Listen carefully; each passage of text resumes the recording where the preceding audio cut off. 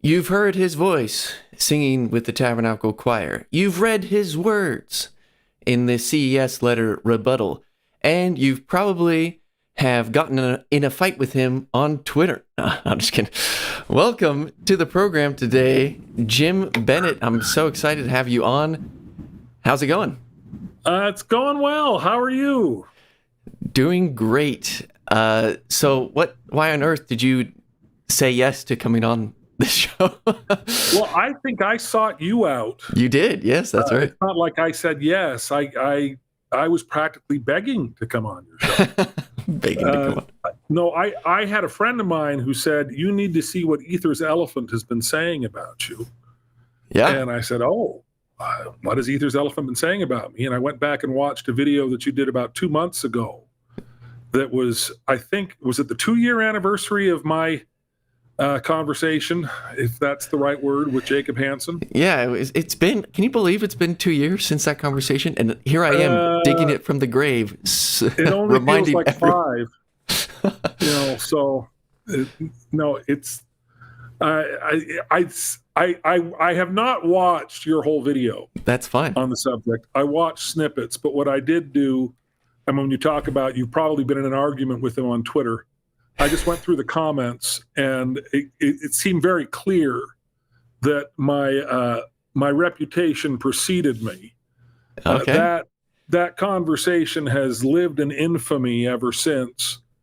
And as I read through and I saw the comments, they were really sort of typical about the comments. And I thought, okay, I would love to have conversations with whoever wants to have a conversation about that experience. Yeah. And I think I made a comment to you where I just said, hey, next time, how about a heads up, or let me come on your podcast and did you? I must have missed that one then. Well, I'm glad Stephen got us in contact. Yeah, Stephen Pinecker said, hey, how would you like to I'll give you the contact info, and he did, and connected us, and here we are. We are. And we have a fun program today, so hopefully you can share the screen. By the way, chat, let us know if there's any audio issues. It looks like it's coming in fine, but I'm always eager to make sure that you're getting good quality audio. So, on today's program, through Elephant's Eyes, Jim Bennett will set the record straight. We'll talk about his conversation with Jacob Hansen, the one that I infamously discussed. And then you want to stick around for the Trunk Treasures. Someone is resigning from the church in front of an apostle. What's going on there? You'll want to tune in. Then we'll have a comment reaction. I recently did a video kind of talking about my stance of just where I think the future is when it comes to the potential of same-sex marriage in the temple. And I made a video about that, so I want to react to some of the comments there. And last, we'll hit the Big Ears Bulletin. 3 new essays, and Jesus is a woman? Well, the New York Times thinks so. But first, let's get into the Through Elephant's Eyes, where Jim Bennett will set the record straight.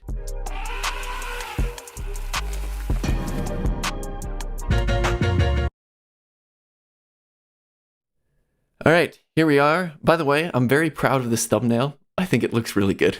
I'll just say that, but give me your initial thoughts. What do you want to start saying about this conversation? And wait, real quick though, the reason I wanted to make a video about it is because I do think this is an important conversation to have.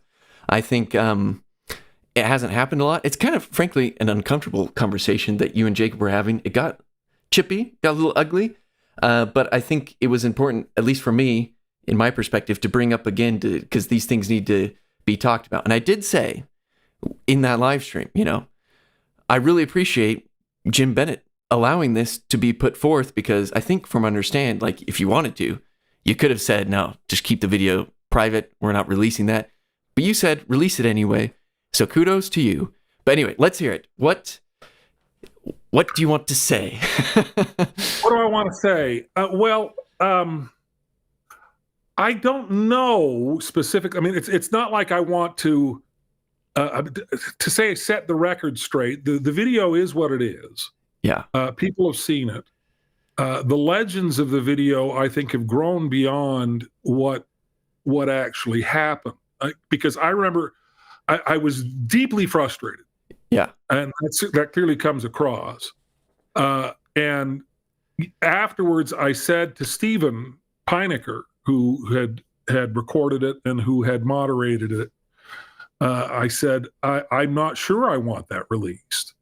And he said, well, I won't release it if you don't want it released. And I said, well, can you let me watch it?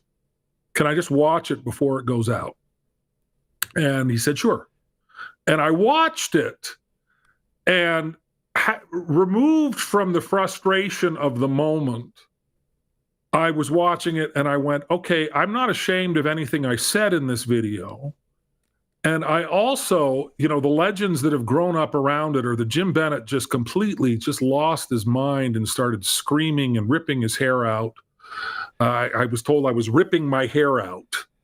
And I thought I still had just as much hair at the end of the video as I had at the beginning of the video. But there's one moment where I finally do say, sit down and shut up. And I say it at the same volume I'm saying it right now. I mean, the idea that I was screaming at Jacob Hansen and that I was just completely out of control was belied by what actually happens in the video. Yeah. The thing that was so frustrating about that video and about that experience was that I was trying to have a conversation and Jacob was trying to have a debate. And I find that extraordinarily frustrating and extraordinarily counterproductive. When I sort of came into prominence in this space, if you will, I published my CES letter reply on April 1st of 2016. And in retrospect, if you want something taken seriously, do not publish it on April Fool's Day. That got me a little bit of a pushback at the time. But initially what I got were emails from people saying, oh, thank you very much. You helped me stay in the church. And that really was the intent. It was not written to convince people to come back to church. Mm-hmm. It was written to people who encountered difficult problems in history and doctrine and desperately are looking for a way to stay. Because that seems to be the initial reaction of most people that bump up against difficult, unsettling things is, how can I stay? I mean, even Jeremy Runnels, who wrote the CES letter, describes that as his experience. He discovered all this stuff and was, I need to talk to somebody. I need to figure out some way to stay. And so I was very grateful to get that kind of feedback, and it was positive feedback. And at one point, somebody on Facebook said, I would love to see you go toe-to-toe with Bill Reel. And I didn't even know who Bill Reel was. I assume you know who Bill Reel is. I do. And for the audience, he's an ex-member of the church who has a podcast / YouTube channel called Mormon. What is it called? Mormon, I can't remember. Mormon something. Right. Yeah. I think it's Mormon Discussions. Mormon Discussions, Inc. Yeah, that's right. Yeah. At the time, it was just, I don't even know if it had that title or not. But what I said in that conversation was, or what I said on Facebook at that point was, I'm not going to go toe-to-toe with anybody. That really is a terrible way to build the kingdom. It always generates more heat than light. Nobody has a productive conversation. Everybody just remains firmly entrenched in the position they had at the beginning of the conversations. Nobody's listening to each other. I did say, however, I'm more than willing to talk to Bill Reel. Mm-hmm. And within moments, my phone rang. I don't know how he got my contact info, but Bill Reel says, hi, I'm Bill Reel, and I'd love to have you on my podcast. And Bill and I had 14 hours of conversations about the church. And and I was really quite happy with them because I thought they were really productive, because I did not see them as a debate. And as you go and listen to them, and I've had so many people tell me, oh gosh, I've listened to all 14 hours. And I went, I didn't listen to all 14 hours and I was there. So I don't know how much you have to hate yourself to listen to 14 hours of me. Yeah, that's a long time. It's a long time. But after the end of it, Bill Reel went all over the internet and said, Here's how I won my debate with Jim Bennett. Oh, yeah. And that drove me absolutely crazy. I was furious because then when I went back and listened to parts of it, I went, oh, he was sort of baiting me into these corners and trying to get me to say things that would be embarrassing. And every time I would say something like, well, I can see why you would feel that way, or, that you raise a good point, or anything else where I'm actually trying to listen to somebody who disagrees with me, Bill sort of took that and weaponized it and said, see, look how much ground Jim Bennett gave up about the church. And so we did one final podcast together where we reviewed the episodes. And if you listen to that, I'm probably more angry. If you really like angry Jim Bennett and you didn't get enough with me and Jacob, go back and listen to that podcast with Bill Reel, because I got very angry with him. I said, this wasn't a debate. This was a discussion, and you have just made it harder for anybody to have a discussion like this ever again. Mm-hmm. Because I was completely unguarded. I don't consider myself, you guys ranked all the apologists, right? At one point. Wasn't that you, or is that somebody else? I think Word Radio did, at one point. Oh, okay. I don't know. Thought that was you. Oh, anyway, I don't consider myself an apologist. I consider myself a faithful member of the church, and I'm happy to defend the church. But you can see why people would call you an apologist with the CES letter. Yeah. Of course I can. Yeah. But what I think, because what happened after I went on Bill Reel, and then John DeLynn called me and said, I would love to have you on here. And I said, well, here was my experience with Bill Reel, and I don't want to have that experience again. If we're gonna have this, it's not going to be a debate. It has to be a discussion. And it was a hard discussion. I did about 14 hours with John DeLynn too, but John DeLynn, it was very much a give and take and a discussion and a conversation rather than, I'm going to win the debate. And so but after both of those experiences, I started to get emails, and I still get emails from people thanking me for the CES letter reply. But now I get emails from people who say things like, you didn't convince me to come back to church by any stretch of the imagination.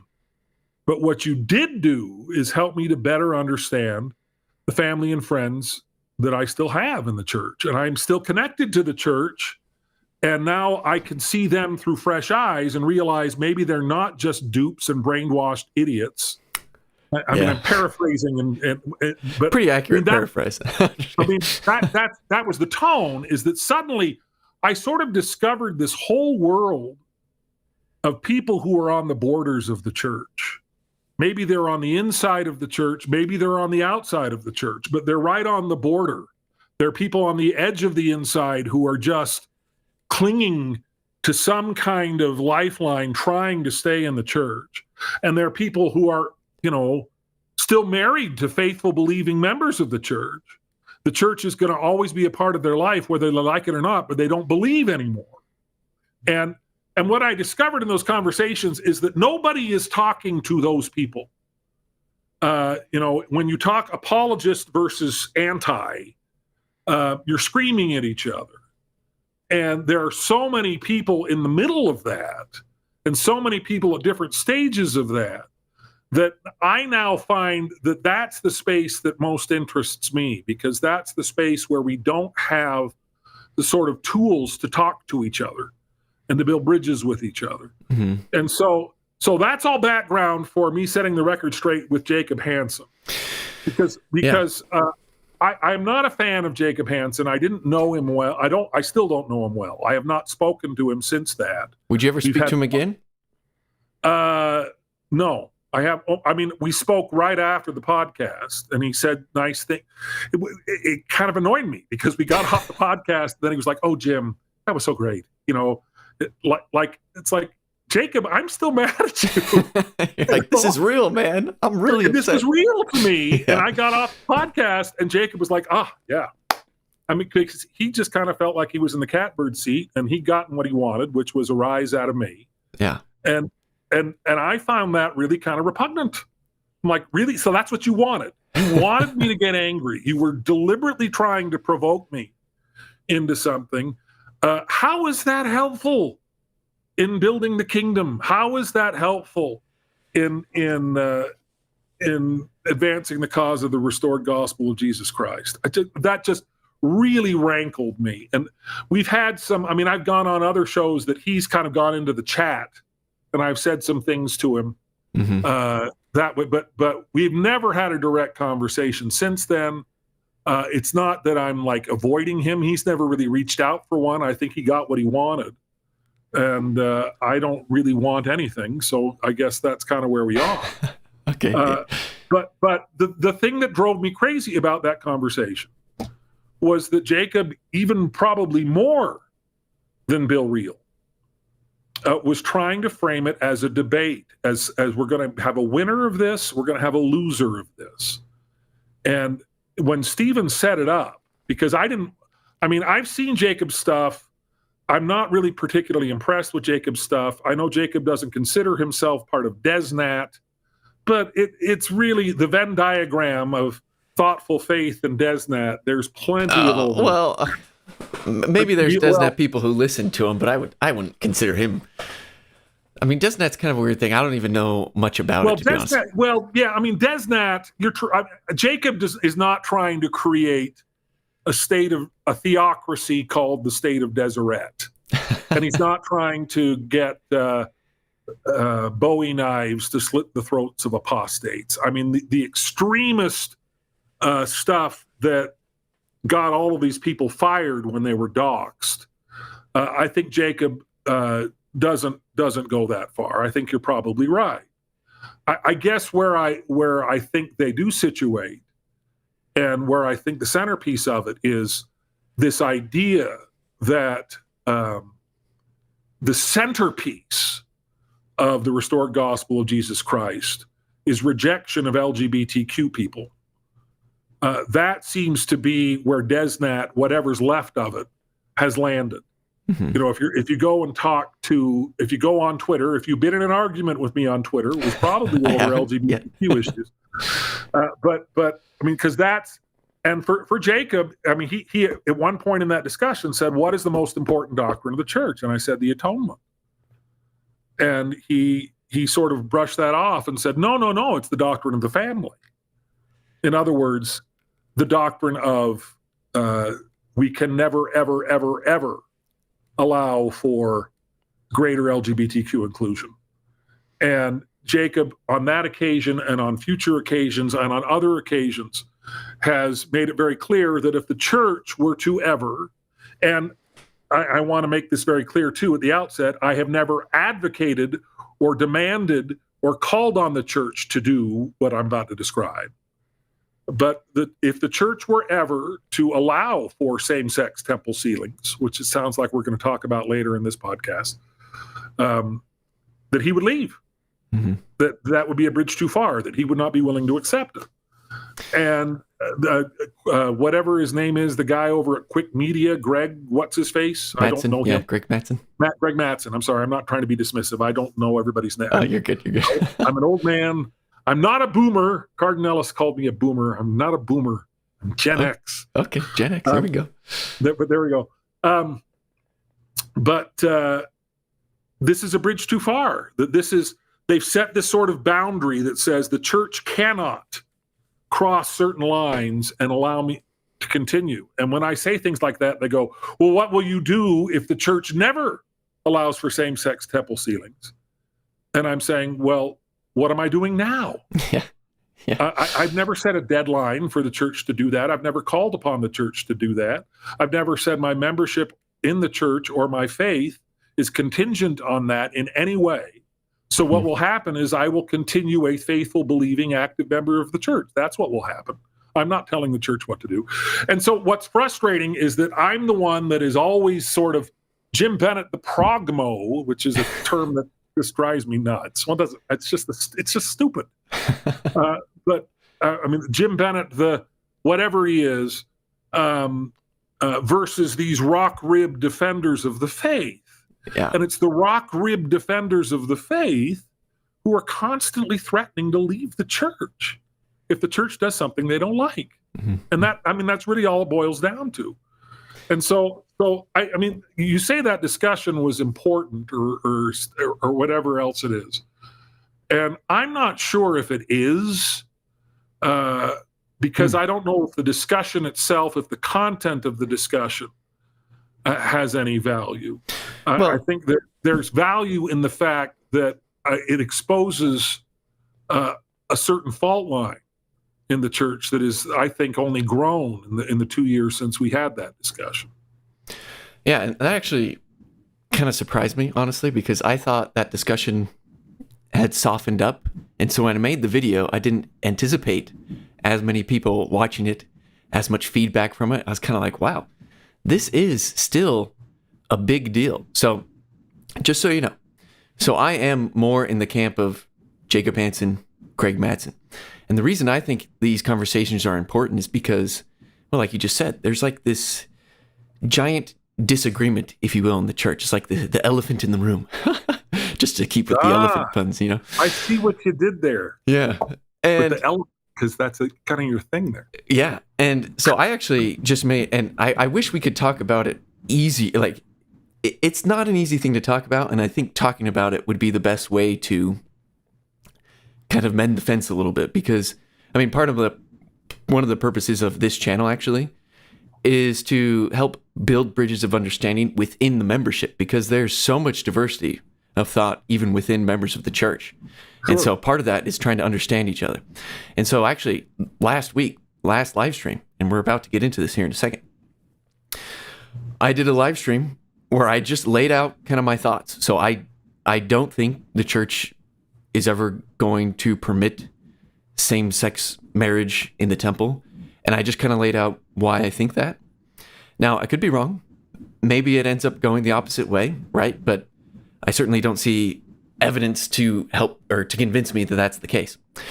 And I got to be honest, it wasn't easy to do that. You know, this is a sensitive topic. You have a lot of people who have a lot of emotional investment, right? If some people like to brag, like, well, I have friends that are LGBT or whatever. It's like, well, if you don't by now, then you probably just don't have friends.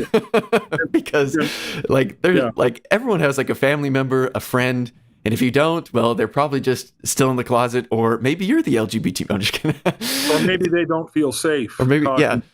But the reality is like there's a lot of emotional investment. I think people sincerely want to have charity and want to love each other, and it's just hard.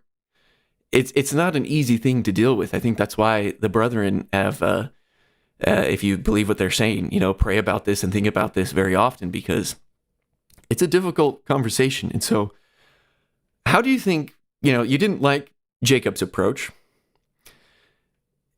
Is this a conversation that is needed, that is worth having? And if so, how do we have it in a way that can be more productive?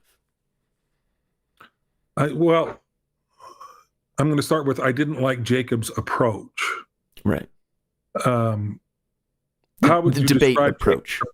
Well, yeah, well, exactly. Yeah. But that has nothing to do, as far as I'm concerned, with LGBTQ specifically. That has to do, Jacob, debate approaches, period, when you're trying to preach the gospel, just don't work.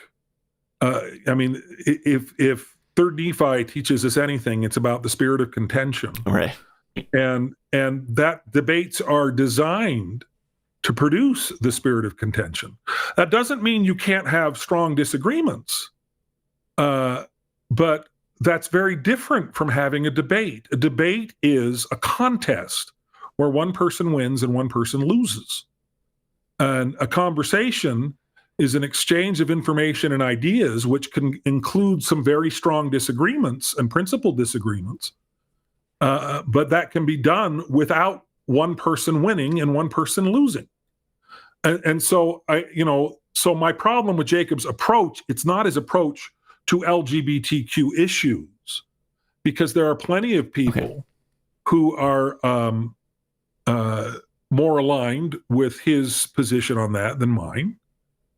Plenty of people who I love and respect and consider to be wonderful, faithful Latter-day Saints who are in that camp, but they're also able to have conversations with other people who disagree with them.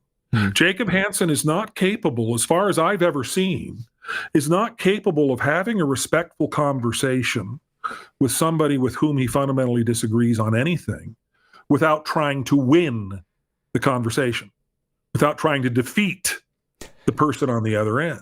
And there's no question Jacob's very good at that. I mean, I watched his, and I don't know the name, the big guy, he was on the Jubilee episode, and then he was Oh, yeah. Do you remember? Alex O'Connor?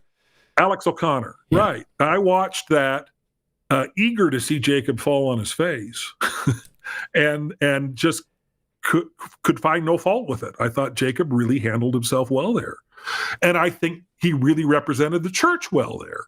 But part of that, too, was that he was treating Alex O'Connor with a degree of respect that he certainly didn't treat me with, and that he usually doesn't treat people who he's trying to win. And I think he was a bit starstruck there, and so that tempered his vitriol, if you will. But Jacob's a very bright man, and when he's trying to respectfully represent the church and not win and not beat somebody down, I think he's very effective and really cogent and really, I thought that he really not just represented himself well in that circumstance, I think he represented the church well as well. Yeah, I agree. Okay, let's get into the next segment here. This is going to be... Did I set the record straight? I think you did. No, I think, let me, to summarize, I think you're very open to talk to anyone, which is very clear. I've seen you talk to everyone from, like you said, Bill Brill, John Dehlin, to very faithful members of the church and everyone in between. And it wasn't so much the topic at hand. It was more about the rhetoric and the approach and like the debate style that I think caught you off guard. That's what Stephen tells me. That's what you tell me. And it seems to be the case when we're watching the video, that you weren't prepared for. It's not that I wasn't prepared for a debate. You weren't prepared for a debate. You were surprised I wasn't on guard. I mean, I won awards for debate in high school. Oh, nice. I was the best freshman debater at Calabasas High School in 1980. There you go. But I was off guard because I didn't think I needed to be on my guard. Right. Exactly. I didn't think it was going to be a fight. And as it went on, and I realized, I mean, the one moment in there the only moment in there that I actually genuinely regret, is not the sit down and shut up, because I couldn't get a word in edgewise, and that didn't seem to be any other way for me to actually. But it was when Jacob got me to say yes to the question or saying no. I don't remember the answer.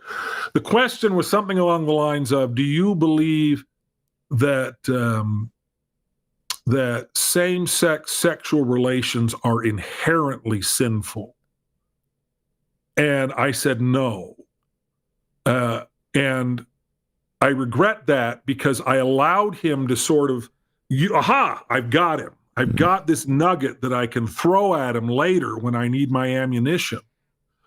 Because I think my answer to that question is a whole lot. There's a whole lot more going on there, because what does it mean for something to be inherently sinful? Is murder inherently sinful? Well, he sort of. And yet Nephi killed Laban. Well, that was justified in that circumstance. Well, if that's justified in that circumstance, that means that action does not have a sort of inherent sin to it.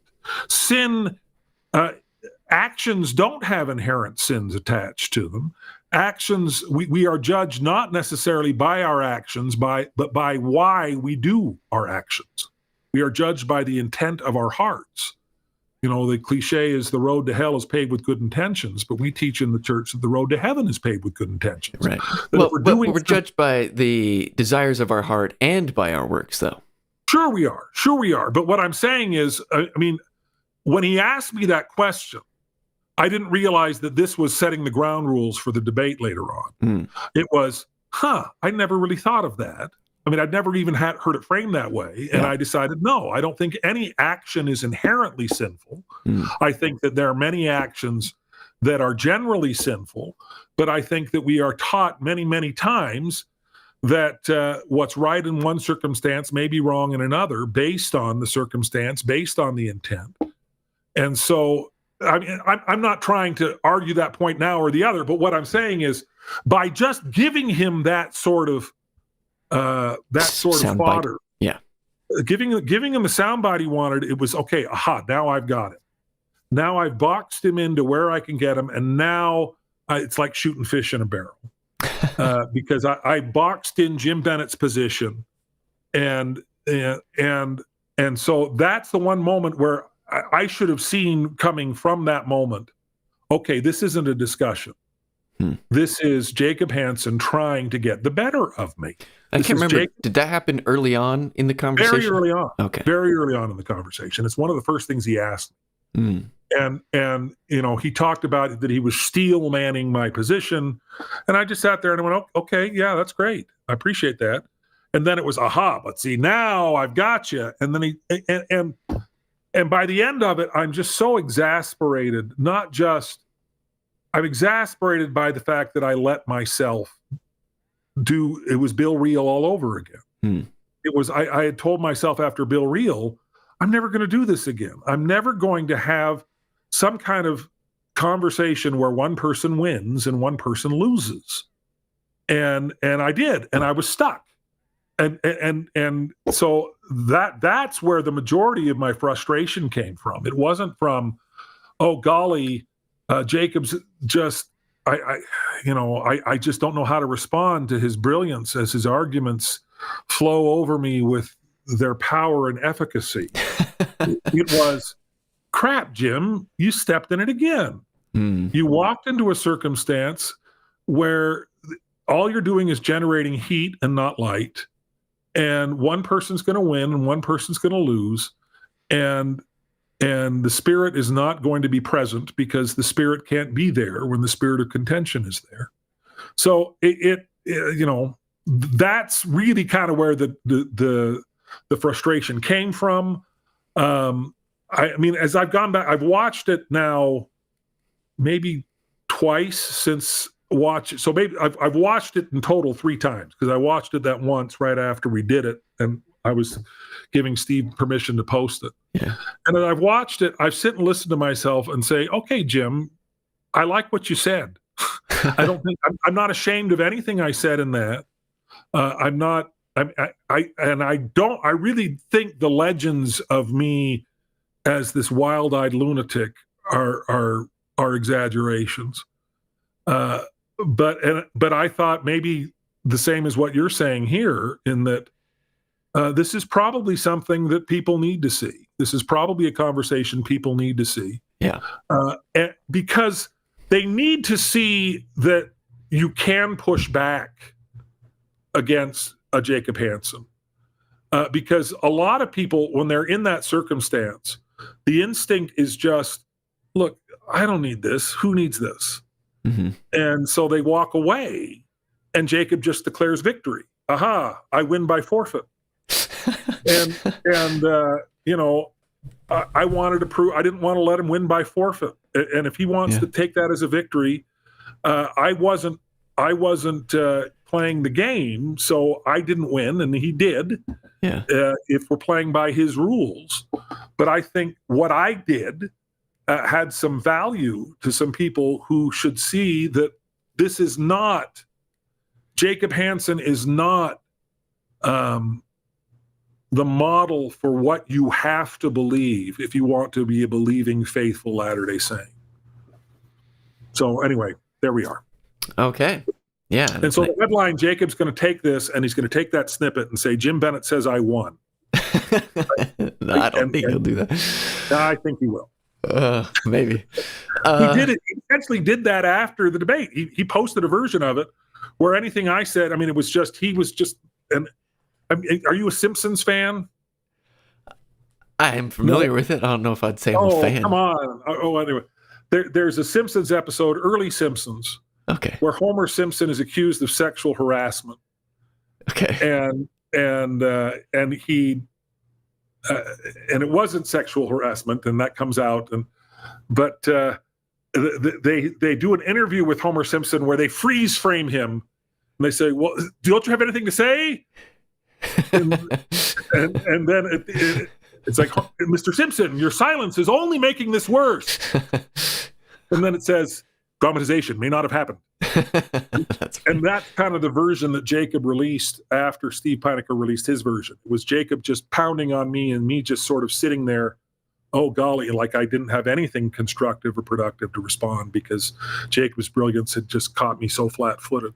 And I don't think that that's what happens when you actually watch that debate. But a lot of your commenters did. So anyway. Yeah. Well, it's a divisive subject, so you're automatically going to get people on different sides no matter what happens in the conversation. But yeah, I mean, I think Jacob will talk about what does he say? Private ministry versus public advocacy. And so for him, I think he thinks in public, it's kind of all about the audience as opposed to who you're talking to, and in private, it's all about who you're talking to, kind of a thing. But I don't want to like be here trying to speak for him. You guys want to talk again? I'm sure. I don't see if you think that. I mean, this is something that I discovered in a lifetime in politics. Yeah, and working in politics professionally. It is astonishing to me how many people see politics as a license to be rude and to be cruel. Like when I've run for office, I've had people come up to me and say things that they would never say to anyone they didn't know. Yeah. But the fact that I was a candidate meant that they were allowed to say them to me. And I remember at one point, that it's the one moment where I actually had that sort of moment where they just were like, this guy came and yelled at me. I never met him. I had no idea what he's talking about. And I said, you're not a very kind person. And he was like, what are you talking about? I'm not a kind person. I said, you don't even know me, and you think you have the right to come up and scream in my face. Politics does not give you a license to be rude. And he just sat there and looked at me, and I was in my car, and I drove away. Because I was in my car, and he came up to my window and was saying all this. And but the idea that public advocacy gives you a right to behave in a way that you would not behave in privately, that gives you sort of some kind of license to be cruel or a license to be cutting in a way that you would not behave if you were one-on-one. I take severe issue with that. I just don't see that as appropriate. And it's one of the reasons why I wanted to come on your podcast, and one of the reasons why I want to come and talk to people is that people are a whole lot kinder to you and a whole lot more understanding to you when you show up. It's true.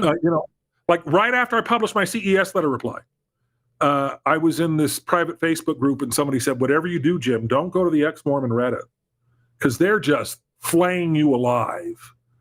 And I went, oh, well, I got to see that. Come on. So I dove into the ex-Mormon Reddit, and the tone shifted instantly. The minute I showed up, it was, what, you're here? What? So I can't just call you XYZ in every four-letter word and not have you notice? Oh, well, and then all of a sudden the conversations became, actually, some of them were very productive. Well, here's my problem with the church, Jim. Oh, okay, well, let's talk about that. And all of a sudden it's, I mean, that's just so much. When we talk to each other, we are edified and rejoice together, to use the language of the Doctrine and Covenants. When we contend with each other, the Spirit of the Lord is grieved and withdraws.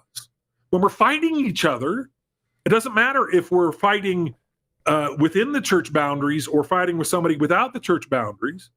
The fact that, I mean, I don't question that Jacob's faithfulness to the church. I'm not trying to kick Jacob out of the church the way that Jacob has tried to kick many people out of the church and gone to people's stake presidents and asked them to discipline people over whom Jacob has no stewardship. I'm not anxious to see Jacob kicked out of the kingdom. I don't want to go bowling with him, but I don't want to see him lose his place in the kingdom.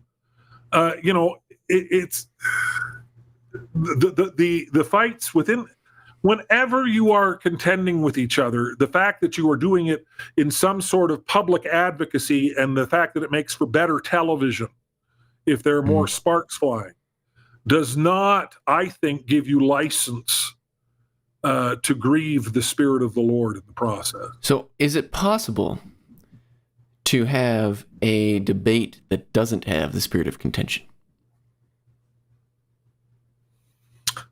That is a really good question. I haven't thought about it, because my initial instinct is to say yes, but then I'm trying to see what the criteria for that would be. And I think part of it, I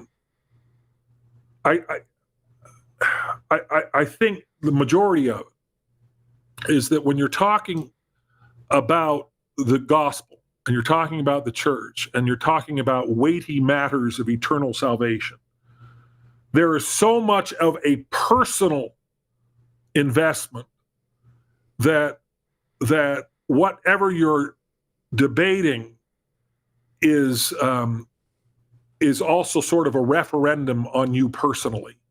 It becomes very difficult, if not impossible, to separate your personal worth and value from the subject at hand. So I think the only place where that would be possible would be a sort of academic setting where the outcome of the debate does not reflect on the value or the integrity of the person mounting the debate. Does that make sense? For instance, one of the subjects that I find fascinating, that very few other people do. I'm waiting for your eyes to roll into the back of your head when I bring it up. Okay. I am convinced that William Shakespeare was a pseudonym, the same way Mark Twain was a pseudonym for Samuel Clemens. I believe that William Shakespeare was the pseudonym for Edward de Vere, the 17th Earl of Oxford. I believe there's a great deal of evidence to suggest that. I feel it has greatly enhanced my appreciation for Shakespeare's work to understand that, to understand the context in which it was created. I find it endlessly fascinating. And anybody else, if I wanted to have that debate with you, no, thank you. yes, exactly, because you don't care. Because it's of no interest to you. But if I were to have that debate with you, and you were assigned to it as an academic exercise or something, I think we could have that debate without contention, because there's no part of your ego or attached to it. Yeah. Ego is the wrong word, even, because I don't think it's even ego. Because particularly when you're talking about the church, it's like there's something condemnatory. If you've lost, it means you're less faithful. It means that you've disappointed the Lord to some degree when you lose a debate about the church. Well, if it were more of like a Socratic conversation of trying to understand each other's point of view. Okay, a conversation, but that's not a debate. Because isn't a debate just like a structured conversation? It can be, right? So I do a podcast with my mission buddy Ian Wilkes. Inside Out. Check it out on Apple Podcasts. I'm the plug for the Inside Out podcast. But Ian contacted me because I'd had a lot of people say, "Oh, would you do a podcast with me?" And most of them were like, "Okay, it's going to be this sort of apologetics podcast, and we're going to own the libs." Sort of thing. and I was always, that just sounds really boring to me. I mean, how many times can you bring up Nahum to somebody who thinks the Book of Mormon is fiction and not just have it be? I mean, I know what all the apologetic arguments are. I've made all the apologetic arguments. I find some of them very persuasive. I find some of them not at all persuasive. But I also find that conversation to be really kind of boring at this point. I think there are some people that are still fascinated by that and still find that interesting and compelling, and great for them. But it just wasn't for me. But Ian was in a stake presidency when he left the church. He left the church, and we did several episodes. I don't want to summarize it. There wasn't like just one moment, but he left the church, but he still has a great deal of affection for the church and a great deal of connection to the church. Mhm. And he's one of these people that's sort of on the borders of the church that I've talked about.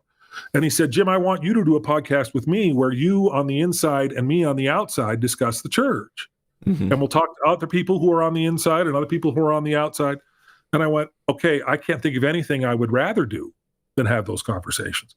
So That's right in the mix you're talking about that you really like, kind of like right. yeah. But in those, we've had people on from every. There was one guy on that I actually had got up and walked out. He was a missionary that baptized Ian, and I said, well, how do you reconcile Brigham Young and his statement about how the mixing your seed with the blood of Cain, the law of God, which will always be so, is death on the spot? He said, Brigham Young never said that. And I was like, well, it's in the Journal of Discourses. Well, I've seen how the press can manipulate people and can manipulate, so we just don't know if he said that or not. It's like the Journal of Discourses was edited by Brigham Young. Yeah. So whether or not he said it, he put his name to it, he stands by it. No, I'm not going to concede that. And on, it was like whenever there was a difficult, thorny thing in the church's history, it was, that didn't happen. And I went, well, then we can't have a conversation. I finally said, okay, what color is the sky? Because if we can't agree that the sky is blue, then we don't share a common set of facts and we can't have a conversation. Yeah. Because you live in a reality that is divorced from the reality I live in. And so it's going to be completely unproductive, and you're going to be sitting there. And finally, when he wouldn't answer whether or not the sky is blue, I don't have to answer those questions. I went, okay, then I don't have to talk to you. And I let Ian finish the podcast. but I mean, we've talked to people that are that far on the inside and that dogmatic about defending a very, very orthodox, rigid interpretation of the gospel. And we've talked to people on the outside, and we've talked to people, and we've talked to Richard Bushman, and we've talked to Hans Matson, who was an area authority who left the church. We've talked to, we're talking to everybody. And what's been really interesting, and I'm going to try to be as guarded on this as I possibly can, but I've had some one of the things I was concerned about, or I'm consistently concerned about, is the conventional wisdom is that you can't have these kinds of conversations and not get into trouble. That you're going to be, called on the carpet for even allowing these terrible apostates any sort of equal time. And the conversations that I have had with people whose opinions I very much respect and people whose names you would likely recognize have been that the church loves my podcast. And I remember saying, well, yeah, but do you listen to the fact that we do talk to people who are very critical of the church? And he said, yes. And the church can't do that. The church isn't allowed to do that. We can't do that. But we know those are conversations that need to happen. And the fact that you're having them, we really appreciate that. So how high up do these names go that you're Well, talking there you about? go. See, I'm being very cryptic. You are being very cryptic. How do we get more out of you? Like you're not going to get more out of me. Okay. Well, let's. I think we've done good on that segment. Let's move on. So, yeah. Okay. Sorry. How long? What time do you need to cut off? I mean, let's go. Well, usually I like to aim for about an hour, which we're. Then I've done already 50 minutes. That's okay. We'll just go. I don't. I'm good for as long as you want to go, but I don't know what the patience of your listeners and viewers is. No, that's great. Let's keep going. So let's get into the next segment, which is kind of reacting to what I call the hidden gems or the trunk treasures of the internet. So this should be pretty fun. Here we go.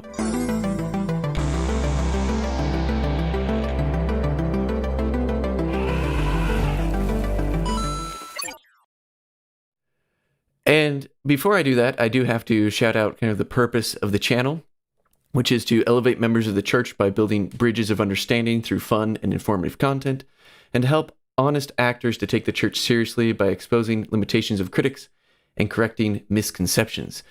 So shout out to those who helped make this possible. We have our Pachyderm members, Jacob Wardle, Curious Mad Cat, and Velvet June. And we have our Mammoth members, only one, Jared Jensen, Jared Jensen893. Thank you for participating in the herd, making Ether's Elephant a thing that we can do. So first off, on reacting to the Trunk Treasures, I saw this floating around on Twitter, and it's from ex-Mormon subreddit. I think it's just a screenshot someone took, but they wanted to point out that they hand-delivered a resignation letter to Apostle Elder Renlund. So if you read down there, basically this person decided they wanted to resign from the church, as they put it. And so they wrote out this letter, and they found out that Elder Renlund was going to be in their stake. And so they decided to wait until that moment. And when everyone was kind of saying hi to Elder Renlund at the end of the session or whatever they were doing, the conference, he handed him the letter. And I think he told him he was leaving, and kind of was somewhat disappointed that Elder Renlund didn't go after the one sheep that left him, and instead kind of just ignored him after that moment. So interesting. And then this person ended by asking everyone who leaves the church, or at least suggesting that everyone who leaves the church should do so by letter of resignation directly to an apostle. Jim, your thoughts? I just think it's silly. I mean, what did he expect Elder Renlund to do? I mean, was Elder Renlund just going to? Did he want him to get angry? Was he trying to provoke him? Was he trying to? I put yourself in Elder Renlund's shoes. It'd be awkward. That's what it would be. This is a man who spends all day, every day of his life at an age where most people have retired, traveling the world, meeting hundreds, if not thousands of people on a weekly basis. And then this one guy comes up and does this goofy stunt. I mean, it's not like his resignation is extra special because Elder Renlund is the one who gets it. Yeah. Because all Elder Renlund's going to do is hand it off to whatever local leader and take care of this. Or did he expect? It's just one of these. I look at apostles and I just think, I can't imagine the number of people who feel like they are entitled. Again, if politics gives you a license to be rude, to some degree religion gives other people a license to be rude, and this is just rude. This is just rude behavior. It doesn't matter whether or not he's an apostle or who he is. I mean, this is just an attempt to embarrass him in a way that doesn't serve either one of their purposes other than the guy resigning. It gives him a moment to post on social media. And congratulations. Well done. Yeah. I kind of feel for Elder Renlund because that's kind of an awkward situation. And yeah, instead of, finding an apostle to give your resignation letter to, go on the Inside Out podcast. And I think Jim would love to hear you, rant about. If you give us your resignation letter, we don't have any stewardship. There's nothing we can do about it. Yeah, that's true. So, we've had people come on who have left, and a preponderance of people from Scotland, because that's where we both served our mission. So if you want to hear very cool accents, you'll find them on our podcast. So did you two serve together then? We were never companions. Okay. He was my zone leader, but we kept running into each other, and we became very good friends. And we became friends after our missions as well. Okay, I thought so, based on how you guys have talked about it. We were never companions. Gotcha. We shared a number of companions. One of his companions, when he was my zone leader, was my trainer. So Ian and I just really hit it off. That's awesome. And we're really good buddies, but we were never companions. All right, let's get to. So I mentioned earlier that I went out and kind of explained why I think the church isn't ever going to change the stance on, isn't going to allow for same-sex marriage. And so I made a video about that. So let's look at some of the reaction to that video. I try and grab examples of both positive and negative. First, I had to point this one out because it's one of the top ones from Jasmine Rapley. If you know who she is, she was. I do. I've met her a number of times. Oh, have you met her? Sure. I just made a video with her recently, and she said, "LOL, such a bold move to tackle this on a live stream. Love it." And I want to point that out. Sarcasm? What was that? Is that sarcasm? No, no. She's just saying that Okay. it's, yeah, like, honestly, like, it is not an easy thing to talk about something so controversial, and I did it on a live stream, so she's kind of giving me kudos for that. Okay. So yeah, and yeah, we just barely made content together that is out, so go check it out if you haven't seen it, and check out her channel. This one's from Truth from Earth. I know he's a big fan of, like, or maybe he has like his own YouTube channel and does some stuff, but he says, same-sex marriage is a contradiction in terms. Wonderful to see you here, letting your light shine. Let's never take for granted how confusing this world is or can be. People need to hear it simply. Any reactions from you, Jim, on Truth from Earth? No. Okay. I mean, well, I'm just. I mean, it's kind of hard because it's somewhat out of context for you, I suppose. But I haven't watched your video, so I don't know what he's. I guess the only thing to react to is same-sex marriage is a contradiction in terms. Any thoughts on that line? The rest of it just kind of be nice to me. The rest of them aren't nice to you. Is that what you're saying? Oh, I was saying the rest of the comment is just being nice to me. The really only one that's relevant is the same-sex marriage is a contradiction. I should be upset that he's nice to you. No, you shouldn't be upset. I'm just saying react to the first line. Forget about the rest. That's all I'm saying. So this actually harks back to the conversation with Jacob to some degree. Right. Because one of the things when I talk about LGBTQ issues is that people will. I believe that when people start doubling down and screaming that something, doesn't even have to be this, could be anything, but something will never, ever, ever, ever, ever, ever, ever, ever, ever change. The ferocity of their reaction is inversely proportional to their confidence. For instance, I will tell you right now that the church will never, ever abandon baptism by immersion, that we're going to stick with that. I'm very confident of that. And I don't think I'm going to get any pushback from that because I think everybody listening to me and everybody within earshot, whether you agree with the church or don't, recognize that that is not something that is likely to change. I go so far as to say it will never change. Now, if it does change, I'm not going to leave the church, but I can't see a circumstance where it would. The amount of ferocity and anger and doubling down that this cannot change, this will not change, this will never change, to me comes from a place of weakness and not strength. I like the hitting the table there. There you go. Yeah. Well, here's a question, though, because... Sure. I mean, you wouldn't really be saying baptism is never going to change, but what if there was like a large group within the church that was saying baptism needs to change, baptism should change? Then wouldn't you be compelled to say, well, I don't think it's going to change?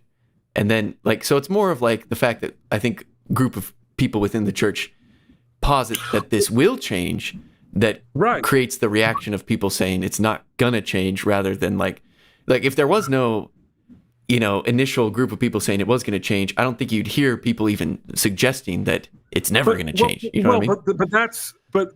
But that's a bit of a chicken and the egg sort of argument, because it's like, well, there are people who think this will change, and there aren't people who think this other one will change. So don't you think that that's the reaction? Well, yeah, but who's saying it first? I suppose. well, I mean, but the point being that one of the reasons you're not seeing that groundswell is that everybody recognizes not only that it's not going to change, but they don't really care if it does change. They don't want it to change. There's no. I mean, one of the things I said, for instance, to John Deland, when he asked me if women are ever going to get the priesthood, I said, it doesn't seem likely to me, because you're not seeing a groundswell among women. I mean, you're seeing Kate Kelly and a few other folks that are creating these movements. But in terms of the general population of the church and the women in the church, there isn't a groundswell for them to get the priesthood. Is that relevant, though, in a church that's run by Revelation? Is what relevant? The consensus of members of the church? The population that you're talking about, like, does it matter what they think since it's technically run from the top down, not the bottom up? Okay. Revelation is a two-way. Revelation is bottom up as well as top down. And I would go so far as to say that most of the revelation in this church comes bottom up. And the revelation that comes from top down comes as a response to what's happening At the from bottom. the bottom up. Revelation does not happen in a vacuum. You know, I was taught in primary. I remember thinking at the time that this sounded a little convenient.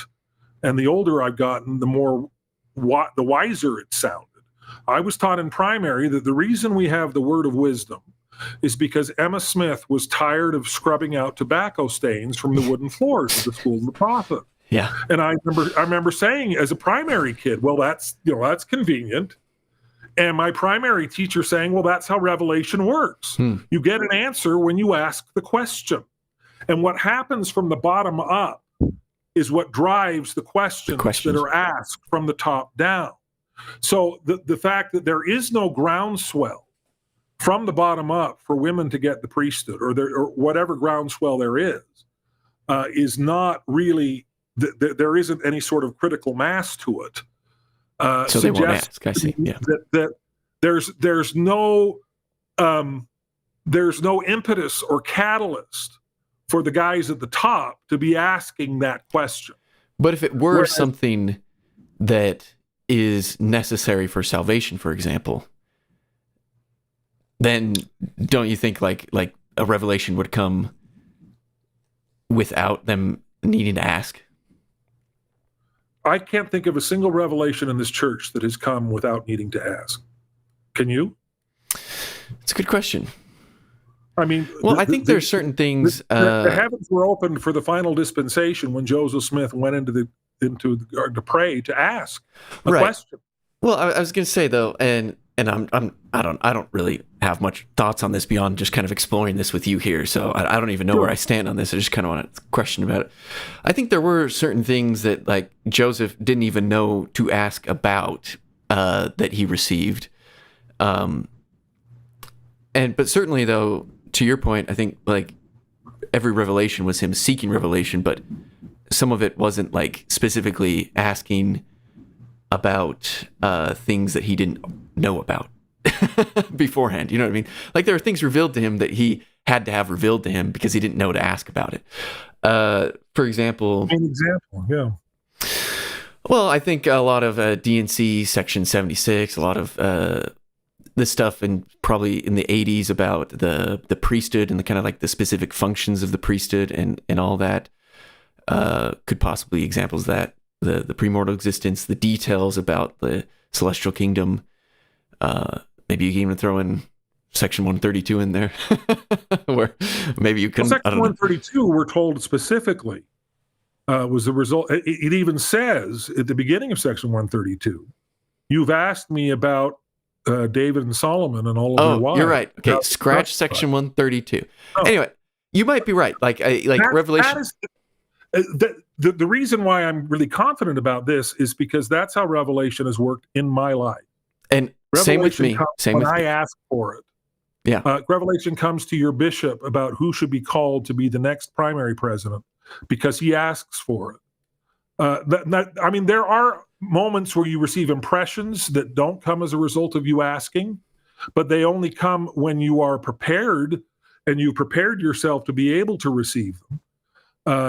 So I mean, I can concede that that's certainly a possibility, and that the revelation comes.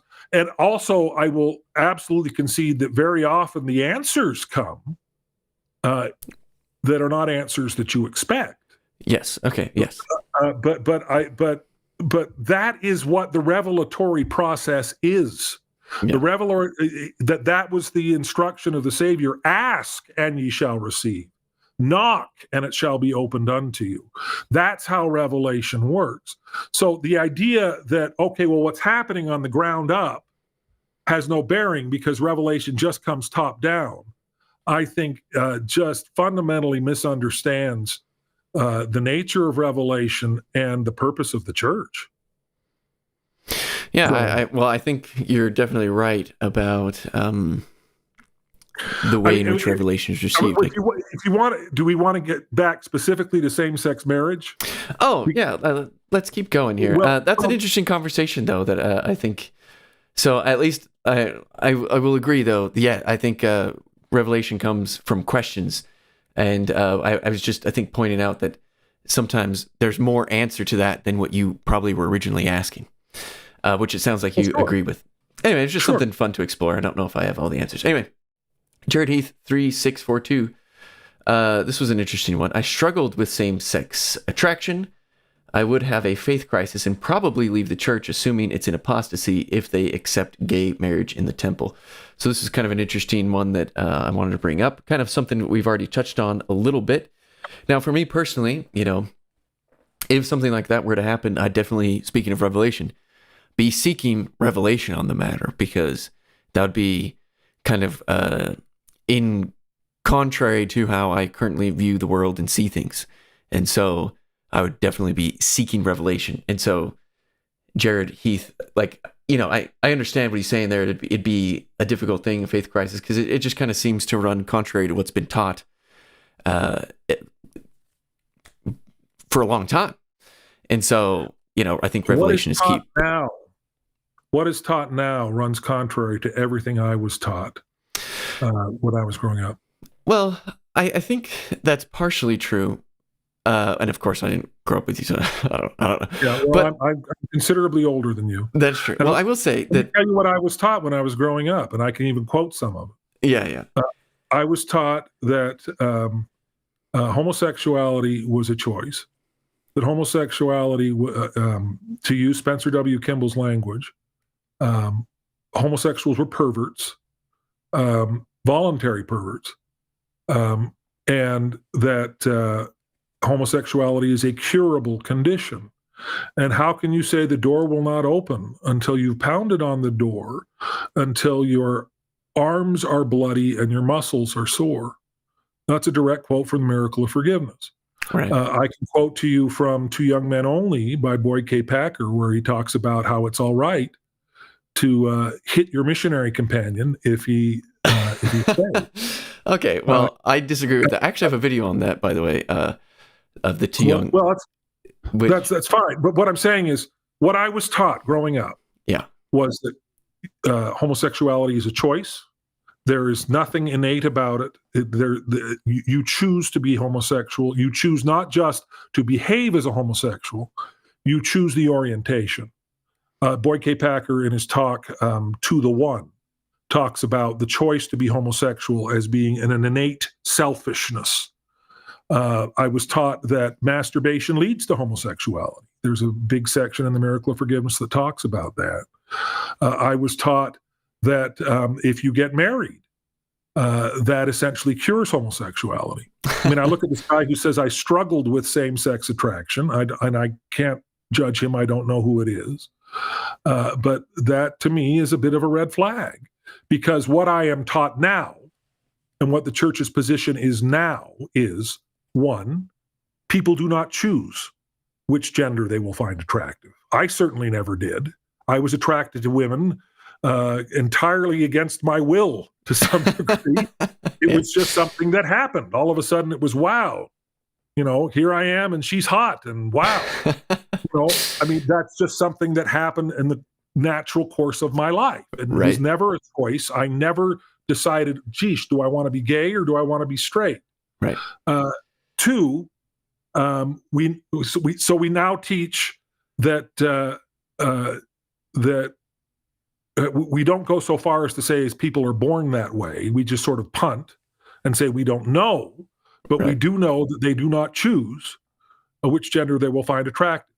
The other thing that is a radical departure from the Miracle of Forgiveness and from everything that was taught while I was a teenager is that we should not expect same-sex attraction to disappear as a result of sufficient righteousness. Right. The church used to counsel gay men to marry, and now no longer does. We should not expect that these attractions will change as a result of sufficient righteousness. I would estimate that there is a large contingent of men in the Tabernacle Choir who are gay. Many of them are married to women, and they are open about their sexuality with their wives, and they are in mixed orientation marriages. But the church no longer counsels people to enter into those kinds of marriages. They used to. You're right. So I mean, to say the church cannot change, will not change, and I said this to Jacob Hansen, those are massive changes. Those are not just window dressing. Those are not just, oh, well, okay. Those are massive. The Ernest Wilkinson, the president of BYU, said, if you are a homosexual, do not enroll at BYU. We do not want you infecting our student body because homosexuality was somehow contagious. We don't teach anything like that anymore. Yeah. And we now have people who are openly gay. We have drawn a line now. We've moved the line. The line used to be if you are gay, that is sinful. The line is now if you engage in same-sex romantic behavior, that's where the line is. Your attractions and all of those things that Boyd K. Packer told you were awful, we no longer say those are awful. And there's nothing sinful about being gay. The sin is unacting on it. Now, that is a shift. That is movement. That is significant. And if you go back to the previous comment there where the guy says same-sex marriage is what? Is it contradiction in terms or something along those lines? Yeah. This is a shift that has happened within the past 2 years. 2 years, I think. The church endorsed the Respect for Marriage Act, which legalizes same-sex marriage in all 50 states of the United States and all territories of the United States, which is a diametrically opposed position to the position they took in 2008 with Proposition 8. The church now has sponsored or backed legislation that codifies same-sex marriage as a reality throughout the United States. So to now say, well, same-sex marriage doesn't exist, it's a contradiction in terms, you're at odds with the position of the church. The church recognizes the reality of same-sex marriage. That bothers a lot of people. And maybe it should because it is a significant change. It is a significant shift from the church's position just a few years ago. We're not talking about the 70s and Spencer W. Kimball. We're talking about within the past decade, within the past few years, the church has made this massive change. And now, when I read these things, and I mean, I'm not going to fight with anybody. I'm not going to sit here and yell at you and say, yes, it will change. Because you know what?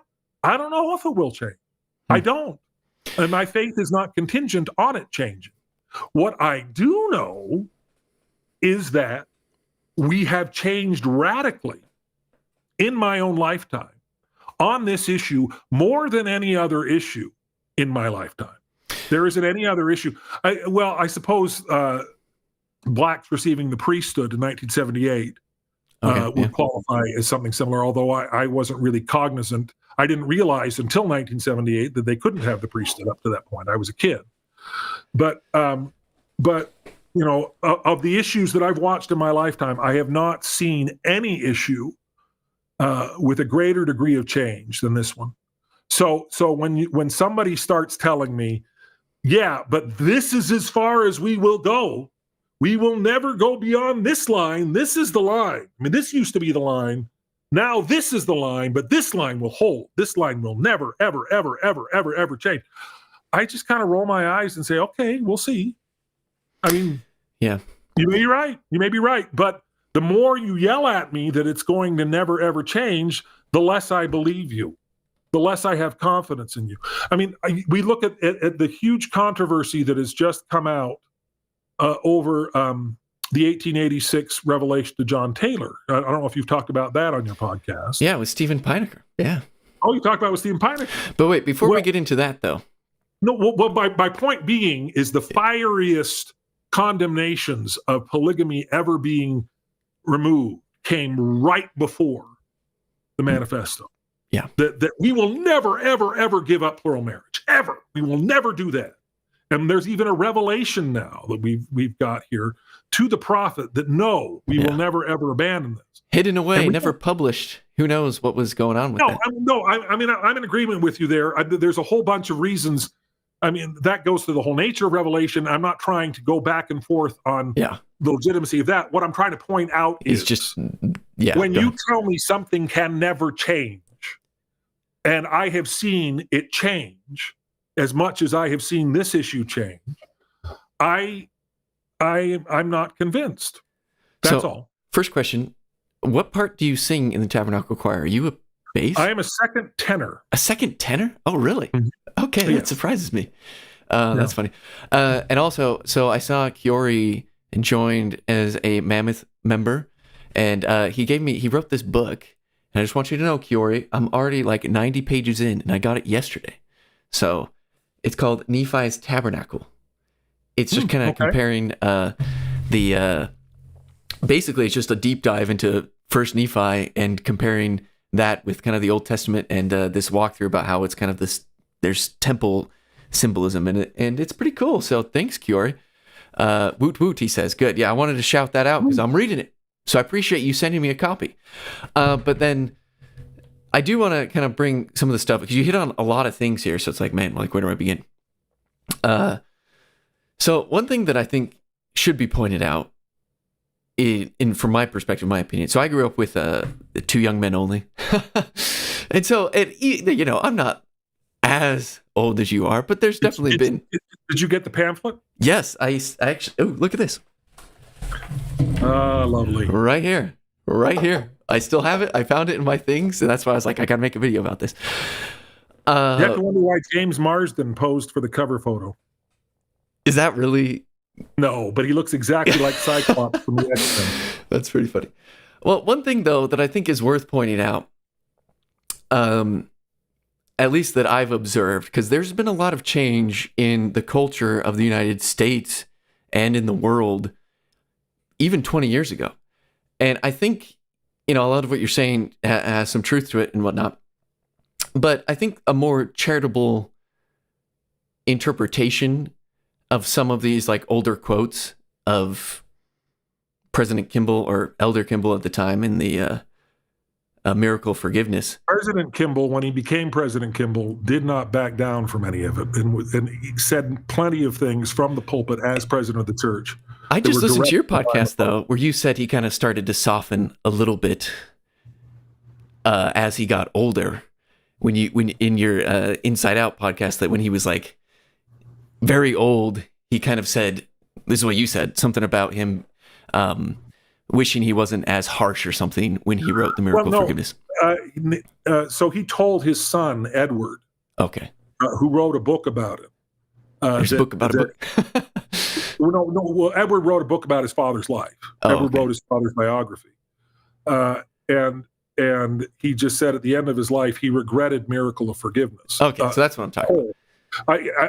I know of no statement from President Kimball that he in any way regretted his positions on homosexuality. Okay, fair enough. Well, anyway, what I was trying to say is a lot of ways that looking at like these different statements in the past and knowing that like the word gay or homosexual has changed meaning and connotation even in my lifetime, because I think it used to be synonymous with a lifestyle of breaking the law of chastity. And now it often just refers to same-sex attraction, which, isn't necessarily breaking the law of chastity. And so when I read... That's my point, is it used to be. Well, yeah. Well, when I read a lot of these quotes, knowing that the kind of like the connotation of the words were different, I think that is a more charitable lens that kind of makes sense. Like when they say like it's like you have a choice, I think they're talking about the choice of action. At least that's how I choose to interpret it. And I mean, for example, even with President Kimball and the Miracle of Forgiveness, I was just looking at that today actually, and I was partly listening to your podcast on it, which people should check out. And he defines it, and you guys talk about this, but he purposely says that it's sexual desire for those of the same sex or sexual relations between individuals. So he explicitly includes the act in his definition. And when he talks about it, desire in his definition, which he we no includes longer both. But so that's the challenge is for us to determine, like, what is he talking about? And that's why I'm saying a more charitable approach would be that he's talking about the action. In fact, when he says it's curable, he specifically says the practice is curable, which seems to imply he's talking about the action part of it. And so I think, at least from my perspective, and, everyone can have their own perspective on this, I think the church has changed in ways. I think a lot of it is kind of this further light knowledge, if you will, understanding of what it is, of what same-sex attraction is. And to your point, like before, they weren't talking about it, same-sex attraction not being a sin, because I don't know if people ever thought about it that way. But now in kind of our modern era in society, we're talking about it like, hey, like this isn't a choice. There's some kind of research to back this up. Like, I don't know if there was as much rhetoric about people who are like, I don't want to be gay, but I am, kind of a thing, And in light of all that, I think we have received new knowledge about this, of how to better handle this, all while never changing the law of chastity. So, like, there has been things that have changed, but I think all of those are on policy. But where I see kind of like a line, if you will, is in the law of chastity. So, like, as much as we say, like, it'd be silly to say things would stop changing with LGBT stuff, to me, the law of chastity has not changed. So wouldn't it be silly to say that it would change? Law of chastity has a very specific definition. Yeah. Can you give it to me? What was that? Tell me what the law of chastity. Yeah, that there should be no sexual relations outside of a marriage between a man and a woman. That's not what the law of chastity is. The law of chastity, as the covenant that I took, was a man or woman shall have no sexual relations except to their husband or wife to whom they are legally and lawfully wedded. Okay, well that sounds much more elegant way of saying. Is that not what I said? No, that's the covenant. I mean, there are very few things. I mean, when I say, for instance, what is the law of sacrifice, which is also referenced in the temple? Yes, it's very difficult to give you a very specific piece of language. The law of chastity is one of the few things where we do have the exact language as to what that law is. There are ways to interpret that law that would. It's interesting because actually now they've added a phrase according to God's law. Yeah, which the implication seems to be a sort of stopgap on any kind of idea that this could allow for same-sex marriage. But I get a lot of people angry, for instance, when I point out. No, but I did this with Jacob too. I think this was part of our conversation. When I point out, I'd say, tell me where the proclamation on the family condemns homosexuality. Well, it explicitly says marriage is between a man and a woman. No, it doesn't. It says marriage between a man and a woman is ordained of God. Okay. Yeah. That's very different from marriage is only between a man and a woman. It's also very different from saying a marriage between a man and a man, or a marriage between a man and a woman and a woman is not ordained of God. True. That's a very legalistic way of looking at it, but you're right. Well, no, but see, here's the thing. When people use the family proclamation as a cudgel to say, see, we can never change because the family proclamation has laid down the law, then I say, okay, what does it say then? Because if you're going to say that this is the immovable marker that can never be crossed, then I think that we should take it at face value for what it says and not find most meaning in what we think it implies. Because there is no condemnation of homosexuality in the family proclamation, none whatsoever. There is no condemnation of transgenderism, so much to the point that President Oaks had to say, look, when we said gender is an essential characteristics of your eternal identity and purpose, we meant the gender you were born with. Because transgender Latter-day Saints read that language and found comfort in it and said, yes, My gender is part of my eternal identity. And my eternal gender is what matters, not my mortal gender. And then it was President Oaks had to step in and say, that's not what we meant.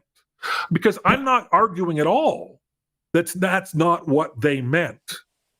Right? I'm not arguing at all. The family proclamation was issued in order to be able to join an amicus brief against the same-sex marriage referendum in Hawaii in 1995. So it was very clearly issued to sort of draw a line in the sand with regard to homosexuality. But when you actually read the language, you discover that the door is open for more inclusive interpretations than we are currently assigning to it. So I want to go back to try and understand. So you mentioned the law of chastity and how you laid it out in the definition could be interpreted in a more open way than at least how I see it. Help me understand that, if you could. Help you understand?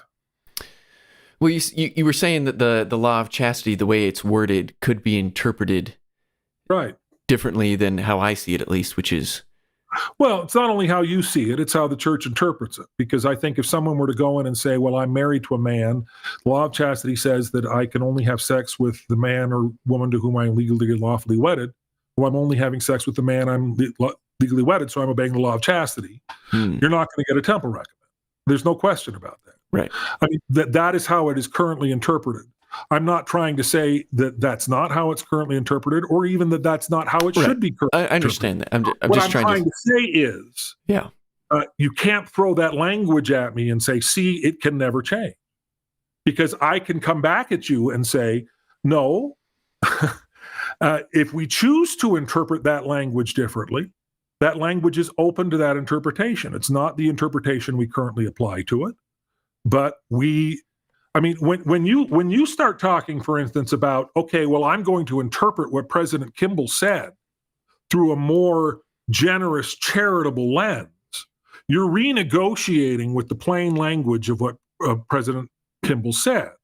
I mean, President Kimball, it's very clear if you were to go back in time and ask President Kimball, it would be very unlikely that he would tell you that, no, I only mean the action. When I say that the desire is a sin, I don't really mean that. If you were to go back in time to Brigham Young and say, Brigham, what did you mean by death on the spot? You didn't really mean that, did you? My guess is he did. And he was wrong. Yeah. And we now interpret Scripture and we interpret those statements in ways that are far less racist than they were at the time. Sure. So the reality is that that's how it's supposed to work. We are a church built on the idea. We talk about when Jesus said, upon this rock I will build my church. The Catholics think that means Peter. Right. We think it's the rock of revelation. Yes. Peter says, thou art the Christ, the living God. Well, God revealed that to you, and upon this rock of revelation, that's how I'll build my church. We are a church built on the principle that there will be further light and knowledge, there will be many great and important things yet to be revealed about the kingdom of God. And yet we should expect, not just accept grudgingly that these kinds of changes happen. We should expect them. We should expect that there are many more great and important things that are going to happen. And what's the good of any of them if they don't change anything? It's so bizarre to me that there are so many people that insist the church, doctrine can never change. This can never change. And we're a church built on continuing revelation. And there are many great and important things the Lord's going to reveal. But none of them will change anything. Well, if doctrine is a placeholder for the word truth, and, I don't know if it is, because doctrine changes that. You're tucking my language here, because you're right. But truth can never change. Truth doesn't change. Doctrine does. Doctrine changes when we get a better understanding of truth. I agree. And so I get very frustrated by the whole doctrine policy truth was that because what's happened now is that we have sort of conflated doctrine with truth in every instance. There's such a thing as false doctrine. There is no such thing as false truth. right? I agree. So we conflated doctrine with truth so much to the point when we see a doctrine change, and doctrines, there really isn't a doctrine in the church that hasn't changed to some degree. And when we see a doctrine change, we then go through this weird exercise of, well, that really was never doctrine. That was policy. That wasn't doctrine. And policy can change. And that's just absurd. All a policy is, in that instance, is a doctrine that's changed.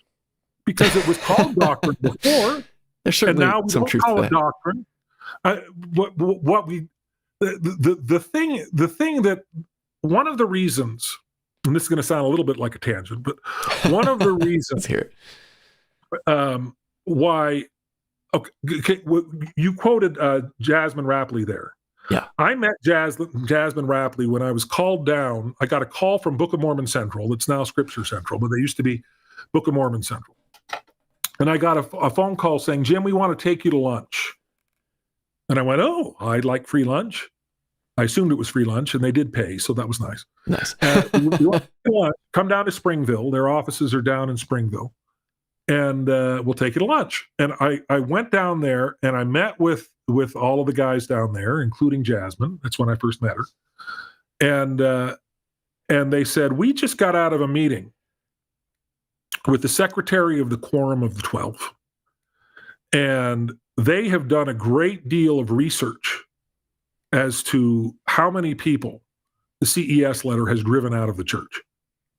And they shared their findings with us, and we'll share these findings with you. And they never did. I don't know if I can go back and get those numbers. So I don't know what the numbers were, but they were in the tens of thousands of people who have left the church as a result, according to church's research of the CES letter. It says, and we've done extensive research to determine what can mitigate that damage. And the answer is the only thing that is effective in mitigating that damage is Jim Bennett's CES letter reply. And I was like, well, wow, I'm a big deal. And I said, so we're going to spend some money to advertise your reply. And I'm like, great. Do I see some of that money? No, you don't. Okay, well, but I had a conversation later, actually, with John DeLynn. It wasn't on a podcast. It was between podcasts. And I told him that story. And I genuinely said, I'm not sure what it is about my reply that's effective. And he says, would you like me to tell you what it is? Because I know what it is. And I went, oh, yeah, sure. Tell me what it is. And he says, you are willing to admit that the church has been wrong. And he says, the church is not willing to admit that. The church is willing to admit that the church can be wrong. Mm-hmm.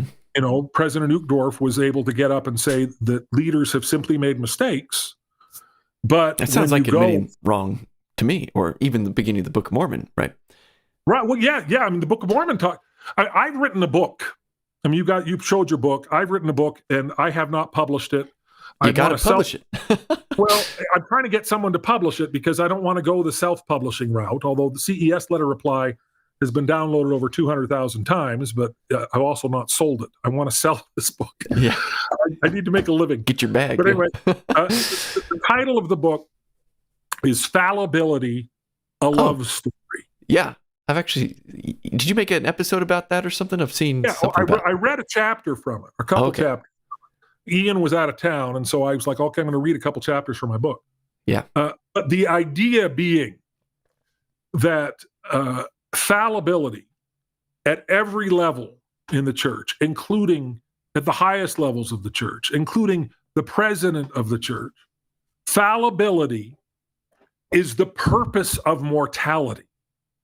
Far from being a bug, far from being something we should ignore, far from being something we should sweep under the rug, we came to this earth expressly for the purpose of making mistakes and learning from them.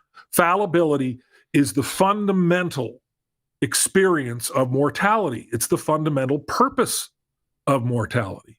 And therefore, we should not just accept it, we should expect it, and we should embrace it and recognize it as you know, the purpose of the mortal experience.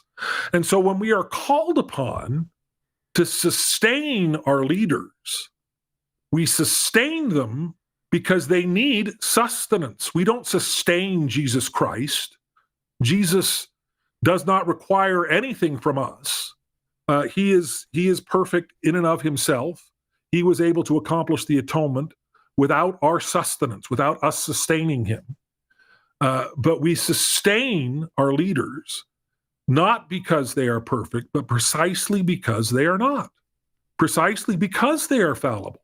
And one of the great challenges of discipleship is sustaining church leaders who can be and are wrong on occasion. I think they're far more right than they are wrong.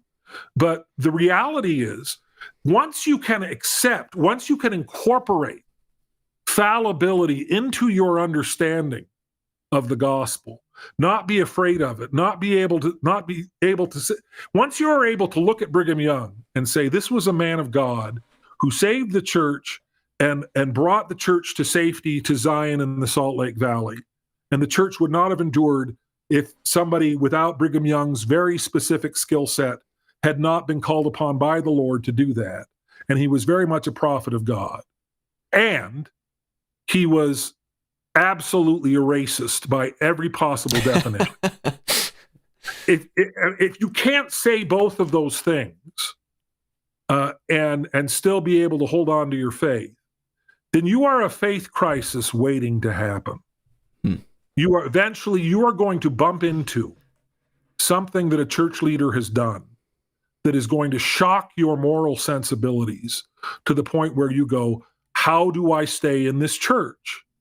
And John DeLynn says to me, the reason your reply is effective is what you say to those people is, yeah, well, Brigham Young was wrong when he went before the 1852 legislature and talked about how essentially giving black people the vote is like giving mules the right to vote. He was wrong. He was a racist. Yeah. We don't have to defend that. And we don't have to deny that he was also an instrument in the Lord's hands with all of his weaknesses and all of his fallibility. And that same fallibility, at no point, my mission president was a guy named Joseph Fielding McConkie, Broussard's son, Joseph Fielding Smith's grandson, a more orthodox Latter-day Saint you could not find. And he wrote a book called Answers, Straightforward Answers to Tough Gospel Questions. And one of the questions he's asked is how could the church have been deceived by Mark Hoffman? And he said, this is just another way of asking, how can a prophet be fallible? And in his answer, he said, at what point do you suppose, he says, we don't expect infallible Sunday school teachers. We don't expect infallible Relief Society presidents or bishops. At what point do we suppose infallibility begins? And David O. McKay famously said, when the Lord makes the prophet, he does not unmake the man. Yeah. And when I hear people talk about, well, was he speaking as a prophet or was he speaking as a man? My reaction is there is never a moment when a prophet speaks that he is not speaking as a man. There is never a moment when a prophet speaks that he is incapable of error.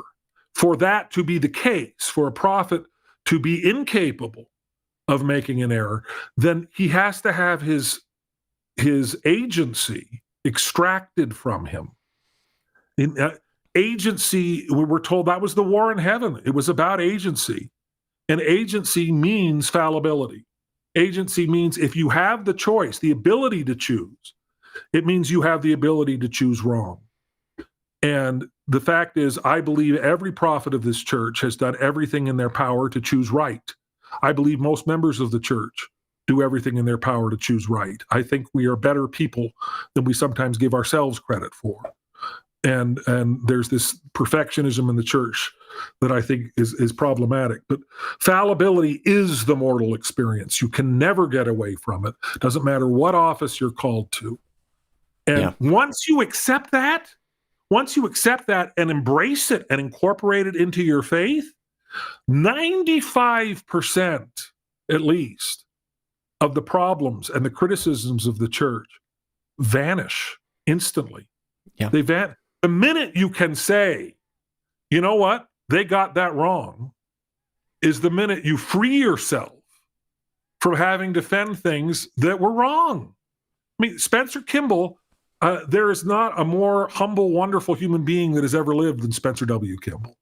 And Spencer Kimball's bravery in confronting bigotry in the church in order to seek that revelation. I mean, talk about asking for a revelation. Spencer Kimball pleaded for that revelation for years. Yeah. And booked time in the temple when everybody else was gone for hours on end to plead with the Lord for this revelation. But I firmly believe that was a revelation from God and that he was a prophet of God. I also believe that when he tells me that homosexuality changes if you're righteous enough, he was wrong. And I don't think that's a faithless statement to say, because if he wasn't wrong, then the church is wrong now. Because well, yeah. Anymore. And so, and I don't want to, I mean, the critics of the church are kind of onto something when they talk about mental gymnastics. Because when you have two diametrically opposed positions, this is the position today, this was the position in the past, how do you say they're both right? Well, you either go through some weird gyration or you admit that one of them was wrong. Either we were wrong then or we're wrong now. But they can't both be right. Yeah. No, I think I want this book to come out. So when is it coming out? Well, everybody in the choir has read it. Oh, really? My beta readers. And I've sent it around, but I don't know that Desireette Book would publish it. They publish a lot of stuff. Well, they do. And I'll tell you one thing they have published, because I had a conversation with a guy named Paul Reeve. Do you know who Paul Reeve is? I don't, but it sounds familiar.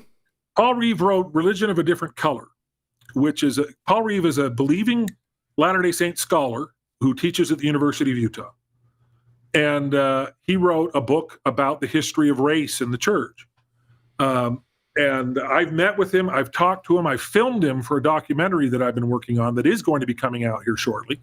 That was funded by the manager of the Killers, and Brandon Flowers is in the documentary, and a bunch of other folks. Cool. That should be out now, and I don't know why it isn't. But so, and I'd be happy to come back and talk about that. I've talked. We've gone way too long, so I'm sorry. Anyway. Paul Reeve was approached by Desireette Book and said, we want you to write a book in our series, Let's Talk About. So if you go to Desireette Book, there are all these, they're kind of small. I think hopefully, I thought I had one within arm's length here. But let's talk about the translation of the Book of Mormon. Let's talk about women in the priesthood. Let's talk about faith and science. Terrell Givens wrote that one. They've gotten all these scholars of people to write about controversial subjects, and they came to Paul Reeve and said, we want you to write a book called Let's Talk About Race in the Priesthood. Mm-hmm. And Paul Reeve said, I'd be happy to write that book, but you won't publish it. And they said, why? He says, because I am not going to argue that the priesthood ban was of God. I'm going to argue that it was a mistake. I think the historical record is very clear that it was a mistake. I'm not going to write this if you're not going to let me say that. Mm-hmm. And they said, write it. Yeah. And he wrote it, and they published it. And Desireette Book has published a book that openly acknowledges that the priesthood ban was a mistake. And so, you're starting, if you go back to one of the reasons Ian left the church, my podcast partner, was that he had spent so much time defending the priesthood ban and coming up with all of these tortured explanations and justifications for it, and then read the Race and the Priesthood essay, which all but says it's a mistake. It disavows. It pretty much does. Yeah. It disavows everything we ever taught about race. It disavows that Black people were ever under a curse or the curse of Cain. Disavows they were less valiant in the pre-existence. It disavows that interracial marriage is a sin, even though Brigham Young said the law of God is death on the spot. Disavows all of that, doesn't quite cross the line of saying the ban itself was a mistake, but disavows all the reasons for it. Right. And Ian read that and went, I can't reconcile this. I spent my entire life justifying this ban, and the church has now thrown me under the bus. So the guy, for instance, who says, geesh, I struggle with same-sex attraction, or struggled with same-sex attraction. Okay. So if the church were to say it's okay now, that sort of invalidates that whole struggle. All of a sudden it's, well, if it's okay now, then why wasn't it okay then? I mean, you're seeing this now, for instance. I had this conversation. Okay, I have to be very careful here too. I had this conversation with somebody who works for the church. I'll just leave it at that. And he said, can you tell me what the biggest problem, he asked me rhetorically, can you tell me what the biggest problem driving people out of the church right now is? So Rylan, I'm going to ask you, what do you think that is? Right now, today, on August 6th, 2025. I had this conversation about 2 weeks ago. Probably something with because it's on my mind, LGBTQ issues, I think, might be one of the top. I mean, that's a big deal. We talked. That's certainly one that I feel like in my circle of peers is a big one. Right now, today, the number one issue driving people out of the church is garments. Specifically, women who are furious that they were told their entire lives that they needed to make sure their clothing covered the garment line. Right, yeah. Because they were walking pornography if they did not. And they showed shoulders. And now garments have been modified to the point where they are shoulderless. And you can wear them. I understood.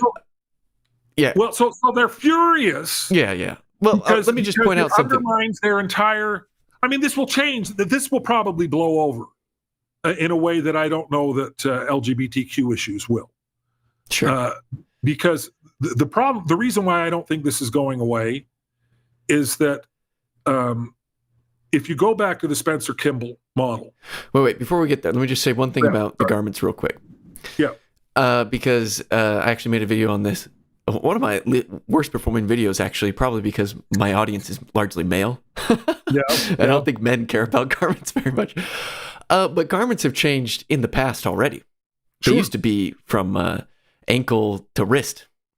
Sure. And the reason I wanted, so I just made a video kind of about in the future, most likely. I don't know. They'll change in the future, probably. The reason I made a video about it is because I know that some people struggle with that idea of like, hey, I've been told to cover this my whole life, that it's immodest, and suddenly, I am allowed to do it. Like, what the heck? And I just wanted to show that like it has changed in the past. Did you see Jasmine's video about that? I did see some of her stuff about that. Yeah. Well, she's like, the Lord accepts your sacrifice, is the way she phrased it, which I thought was a really interesting way to put it. Yeah. But that is the reaction, is that the change sort of invalidated a lot of what women were taught about their bodies and about modesty, and that the garment, as far as I know, I don't know anything in the temple where they ever talk about the garment as being sort of, I guess it's to cover your nakedness. Yeah. But okay, I can cover my nakedness with a bathing suit. Right. And not get arrested. But you're right. I mean, not only though did they used to be, wrist to ankle, they also weren't worn 24 hours a day. My mother talks about her grandparents. They wore the garments to the temple, and they wore their garments to church. And there really wasn't an expectation that they be worn night and day the way that now we've been instructed, although that changes too. I mean, it used to say, do you wear your garments night and day as instructed in the endowment ceremony, except that it doesn't say wear your garments night and day in the endowment ceremony. It says you're instructed to wear them throughout your life. Yeah. Again, I'm being legalistic. Yes. But what I'm pointing out is that there are changes.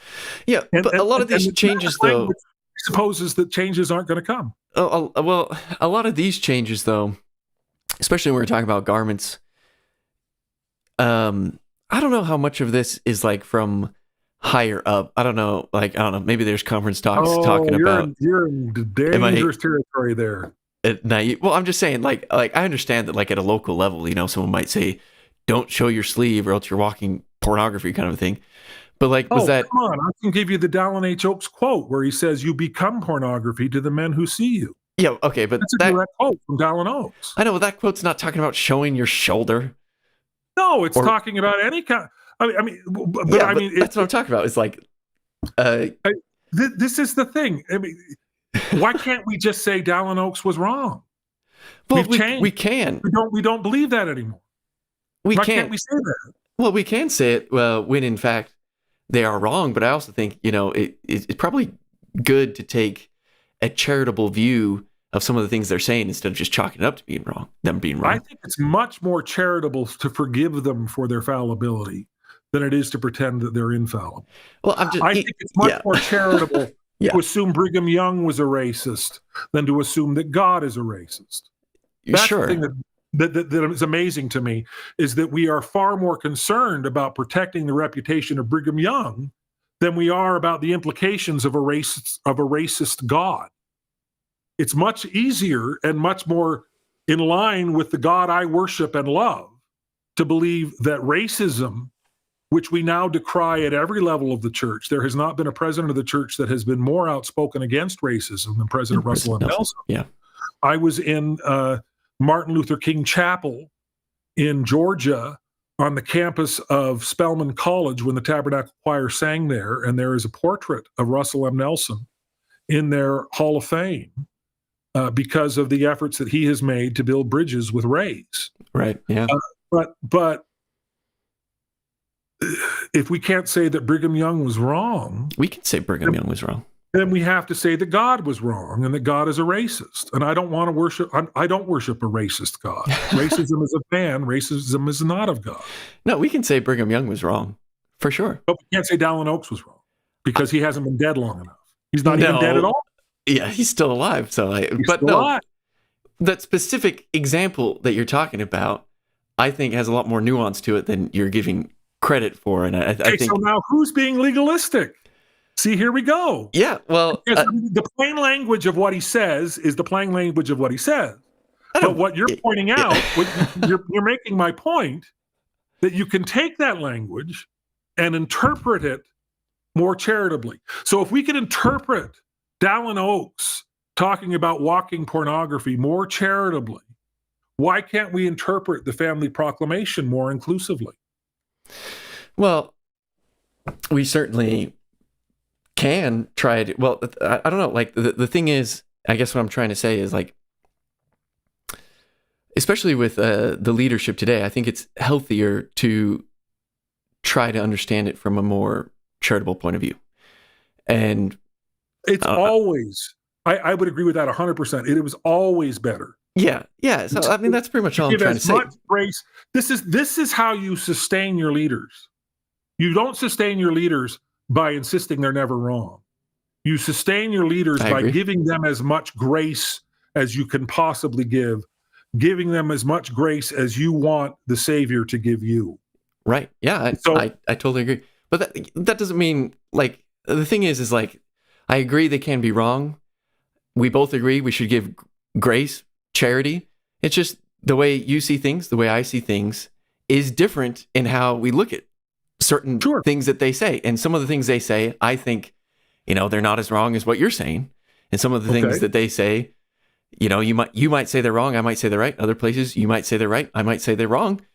And that's fine. But so I don't know. I guess what I'm trying to say is we can agree to disagree, right?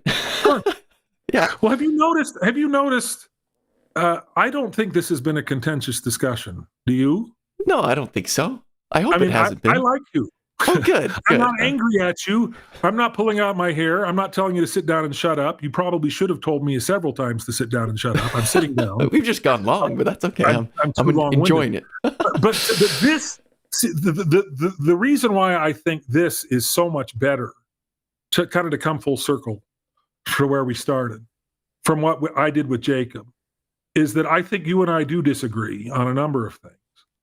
But I feel like you are listening to my point of view and not trying to correct it and not trying to win an argument with me.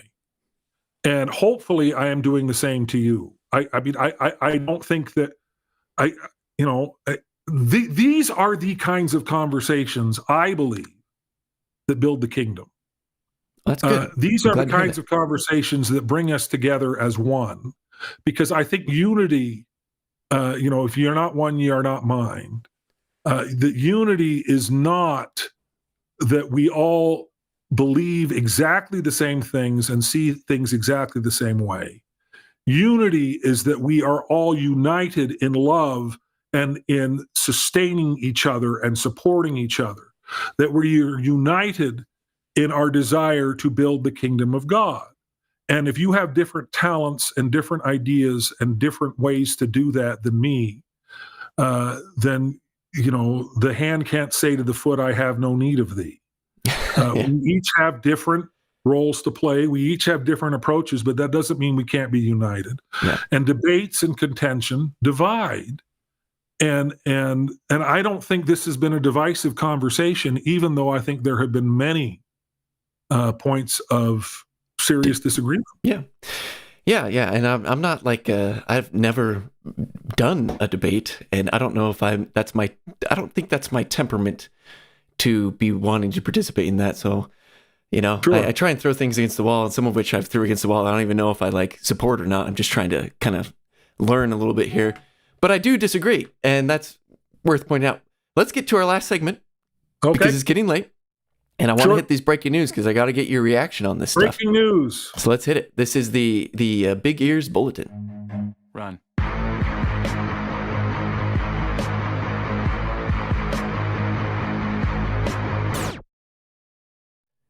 All right. The church adds 3 new pages to gospel topics and questions. They're about plural marriage, Book of Mormon translation, Joseph Smith's character. I read through them all. I think the one most people are focusing on is the plural marriage because it explicitly says in there that it did start with Joseph Smith. Not breaking news there if you believe that Doctrine and Covenants 132 was written by Joseph Smith, though I know there's some people who are still contending with that online. But yeah, good stuff about the Book of Mormon translation. I think that aligns exactly how I've seen it. And Joseph Smith's character is always interesting to bring up. And yeah, did you look at any of these? What are your thoughts on these? I've read all 3 of them. Yeah, they're pretty good. There isn't a single gospel topics essay that I haven't loved because I agree. I mean, Ian was so shocked by the race and the priesthood essay. I saw that as so wonderful that the church was willing to be that transparent and that open about something where we were really quite wrong. I think the church has moved towards such greater transparency. I think the Joseph Smith Papers Project is just so astonishing in terms of its breadth and its depth in willing to just put it all out there and all let us sort it out. Because we got no choice but to sort it out. This is the thing, is that there's a choice, right? We could be like the other religions. I don't want to point any specifics out, right, but just kind of hide things. But we could be like that and we could lose members, because this is the problem, is that there was a time when the church could essentially control the flow of information. That is no longer the case. When I was on my mission, the only way you could discover anything about Joseph Smith's polygamy was when some minister gave you this weird pamphlet in a brown paper bag when they found out you were meeting with the missionaries, and it just had all this stuff in there. Well, except for section 132, you could find it out in there. Well, that's true, but I mean, you couldn't find out. That's where I found out about Adam God. That's where I found all out the other stuff. But right now, you go online and you type in the word Mormon, whether Russell Nelson likes that word or not, and within 3-4 Google hits, you're going to find out about Fanny Alger. You're going to find out about all the stuff that you couldn't find out unless you were really looking for it prior to the internet. Yeah. So I mean, we really genuinely have no choice. We keep pretending that we do, and we don't. We have to get it all out there. I think it's faith building to get it all out there, because I think the story, I mean, I tell this story, this is how I conclude my book, actually. So I'm David O. McKay's great-grandson. I actually knew that. Yeah. I'm also Heber J. Grant's great-grandson. I don't say that by way of boasting. I say that by way of... Nah, go ahead, boast. Well, no, That's pretty cool. I say that by way of how much inadequacy that heaped upon me during my growing up. I kept thinking, yeah, I had these great men who were prophets. I would tell my, non-member friends, I have 2 Mormon popes. As never mind that popes don't have great grandsons. But there's the tremendous sense of inadequacy that came with that. I thought if Heber J. Grant or David O. McKay could see my life, they would be horribly, horribly ashamed of me, because I'm just this. It wasn't, to paraphrase Joseph Smith, it wasn't that I was committing any great or malignant sin, but I was a dumb kid. I wasn't prophet material. And it weighed on me massively throughout my life. And then I went and served my mission in Scotland and served in a town called Thurso, which is at the northernmost point of the British mainland. It's right up at the very top of the British Isle. And you look out over the North Sea, there are these huge cliffs. I remember I went out there with Ian Wilkes, and we took photos right up the cliff, and he climbed over the fence and walked up to the edge of the rock so we could get a really clear photo, and I was sure he was going to plunge to his death. Terrified me. But anyway, he didn't, and he's still here. There were no church members in Thurso of note. That's a terrible thing to say, because there were 3 church members in Thurso. One was a very elderly woman who all she was willing to do was conduct the singing. One was a primary girl whose parents were inactive, but she liked to come to sing.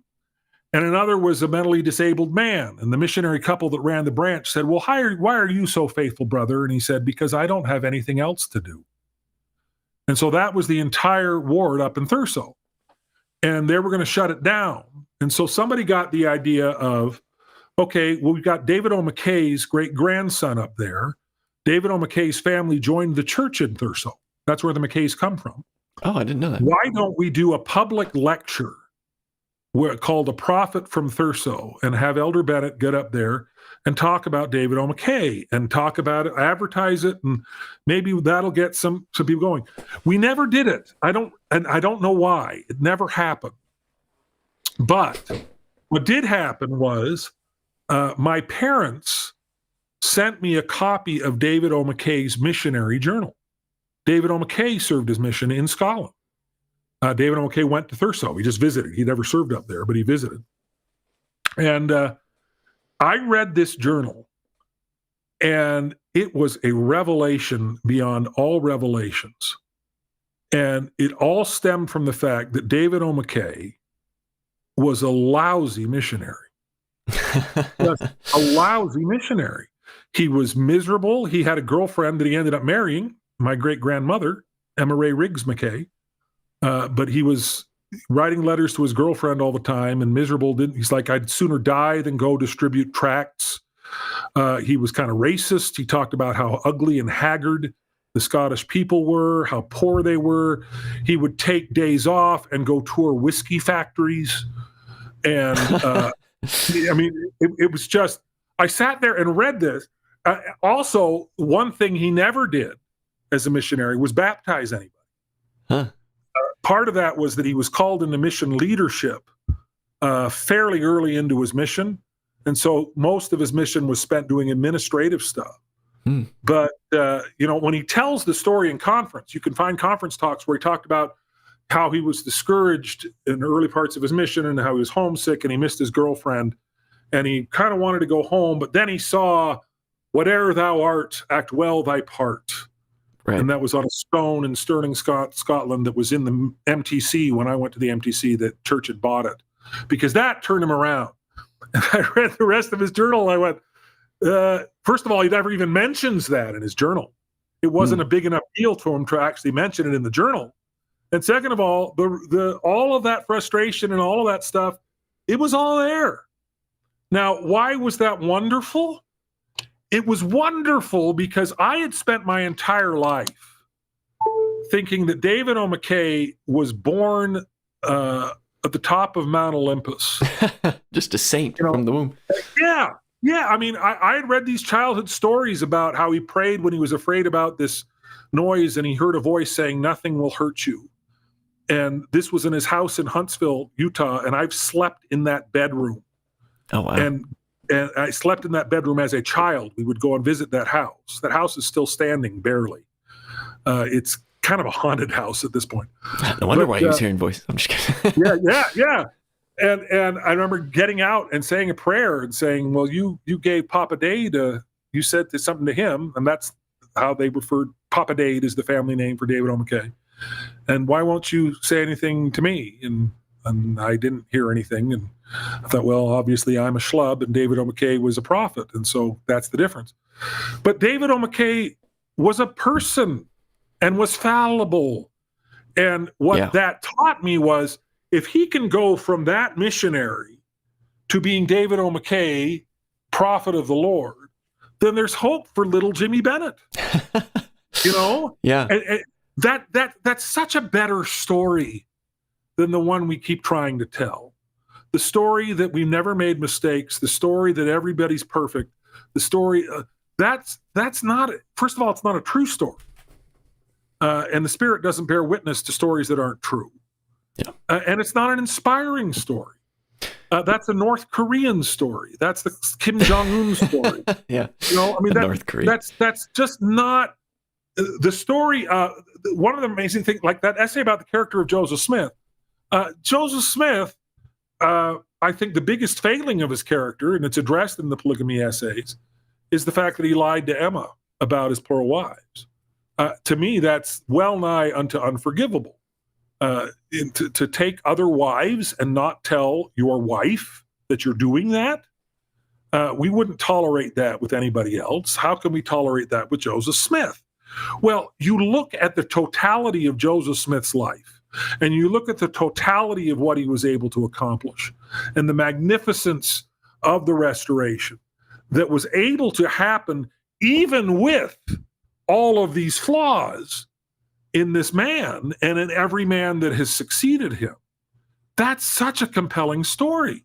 It's a little bit like the old saying, I don't know if the church has to be true or the missionaries would have ruined it a long time ago.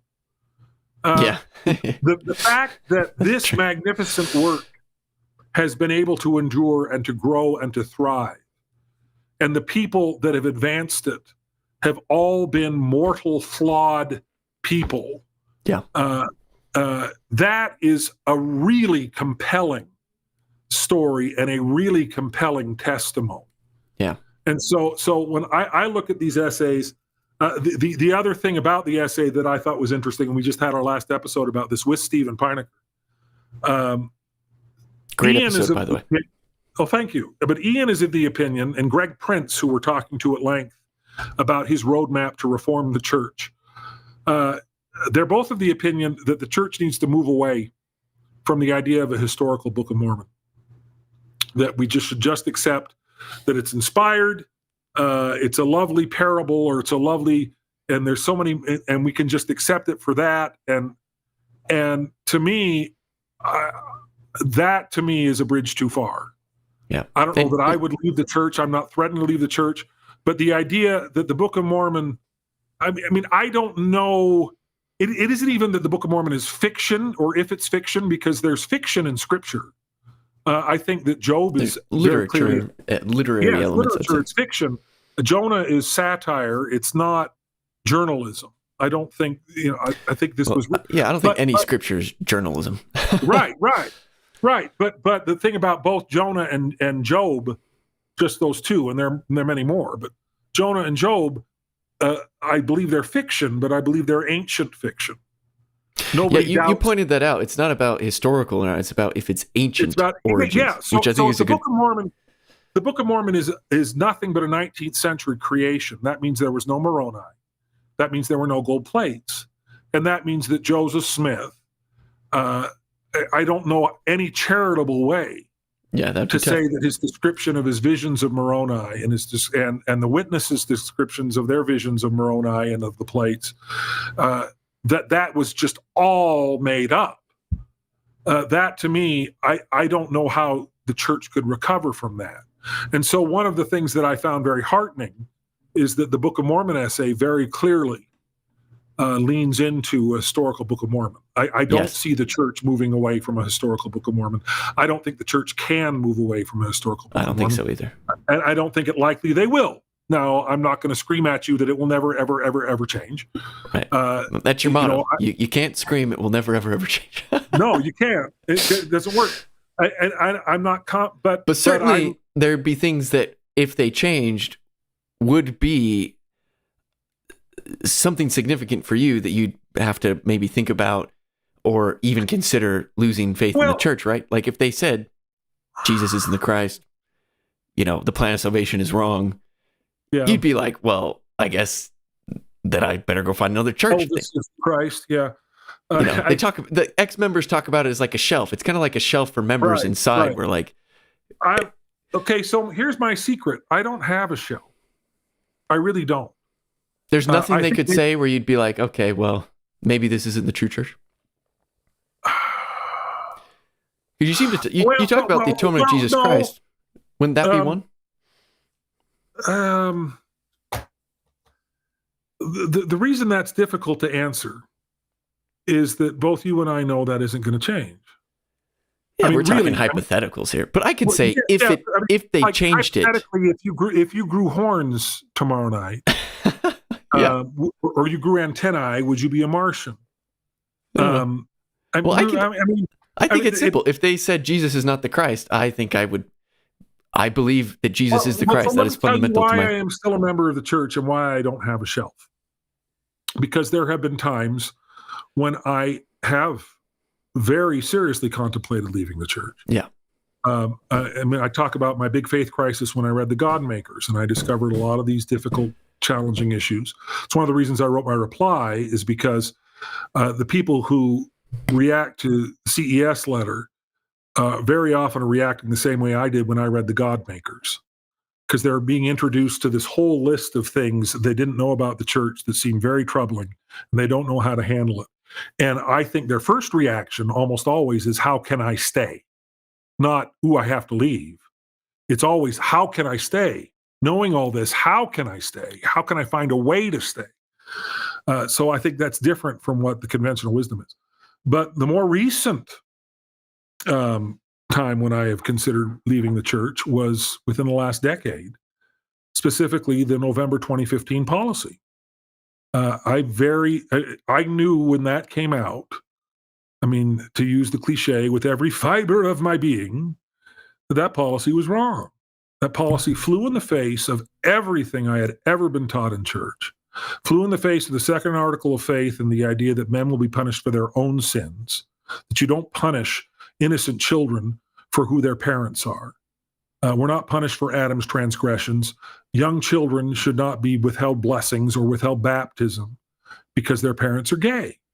I mean, that was just so, Jesus, suffer the little children to come unto me. The idea that we're going to punish children, and then all of the justification that, oh no, we're doing them a favor, we're not teaching. I just went, no, this is wrong. This is just absolutely wrong. And it really was the first time in my life where I realized the church was doing something that was patently wrong. I think that the priesthood ban was wrong, but I was 10 years old when the revelation came. So, I didn't even know. This is the first time in my adult life where it was like, okay, the church has gotten this so wrong. There is nothing about this. And I have to leave. And I wrestled, and I'm like, how do I do this? Because I have to leave. I can't be in a church that is so clearly wrong on something this significant. And it was the source of a great deal of prayer. And my prayers at this point in my life, the ones that are most efficacious, could probably not be published in church magazines. They're not in King James English. They're more Fiddler on the Roof, Tevye-like. And I get most of my effective praying in when I'm walking my dog, and there's this big vacant area that's been set aside for a right-of-way to extend Highland Boulevard through Sandy. And I ride my dog through there, up through the gully, the Dimpledale Gully. And so I'm out sort of in the wilderness, as much as you can be in suburbia. And I'm screaming at the sky, essentially. I'm just, how do I stay? I mean, these are my conversations. And I had an experience that I consider to be a revelation. Mm-hmm. It matches perfectly with how Joseph Smith described pure intelligence flowing into you. Yeah.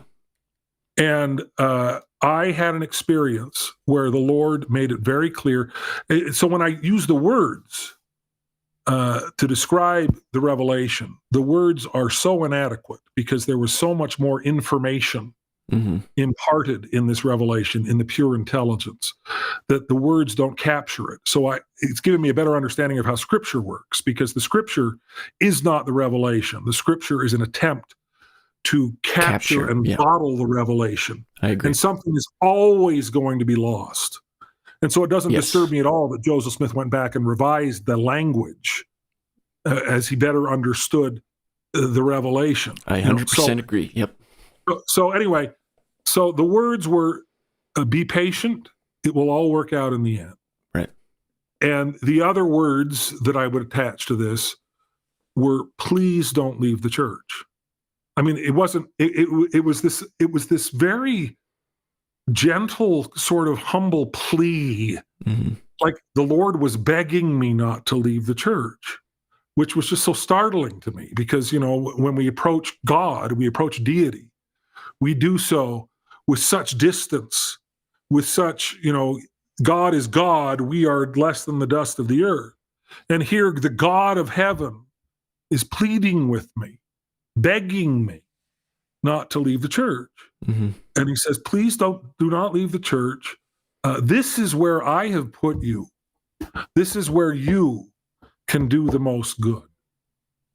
And so since that moment, I have said, okay, I'm in this for the long haul, for good or ill. This is me. This is where God wants me.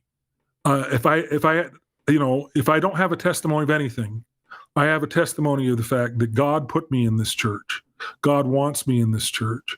God wants me to be patient with this church in all of its weakness, just as God is patient with me in all of my weakness. Mm-hmm.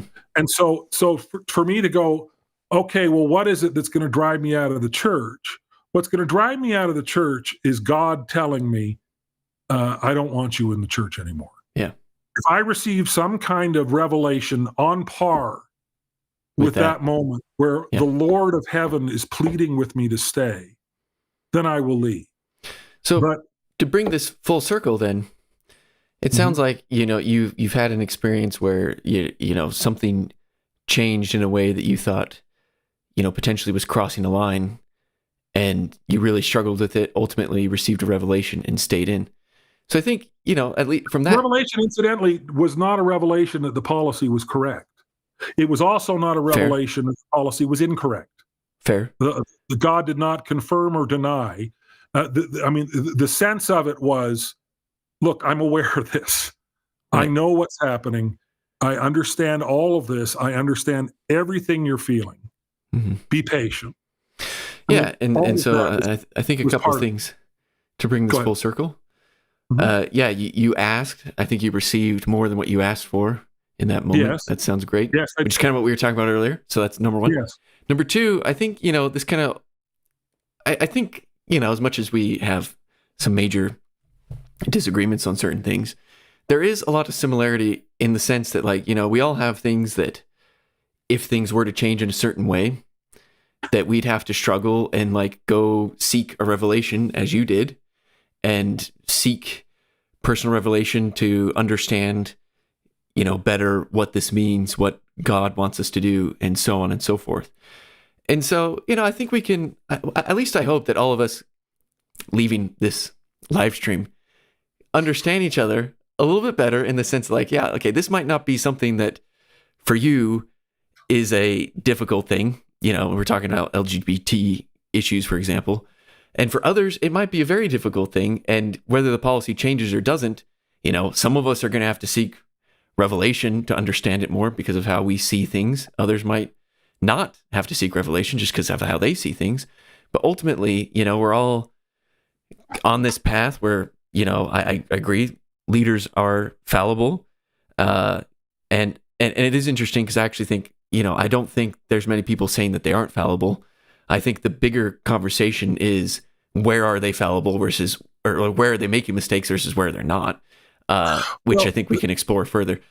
Yeah. Well, go ahead. We're summing up, and Yeah. Well, there's so much more that we could definitely talk about. And we're getting a little late here. And real quick, Kiori said in a super chat, let us know your thoughts in the comments section below. And as always, for this and more, check us out at Word Radio. So just making a joke there, but that was a while ago too. But anyway, so I kind of want to wrap it up here, Jim. If you have any last second thoughts you wanted to get out, are you good?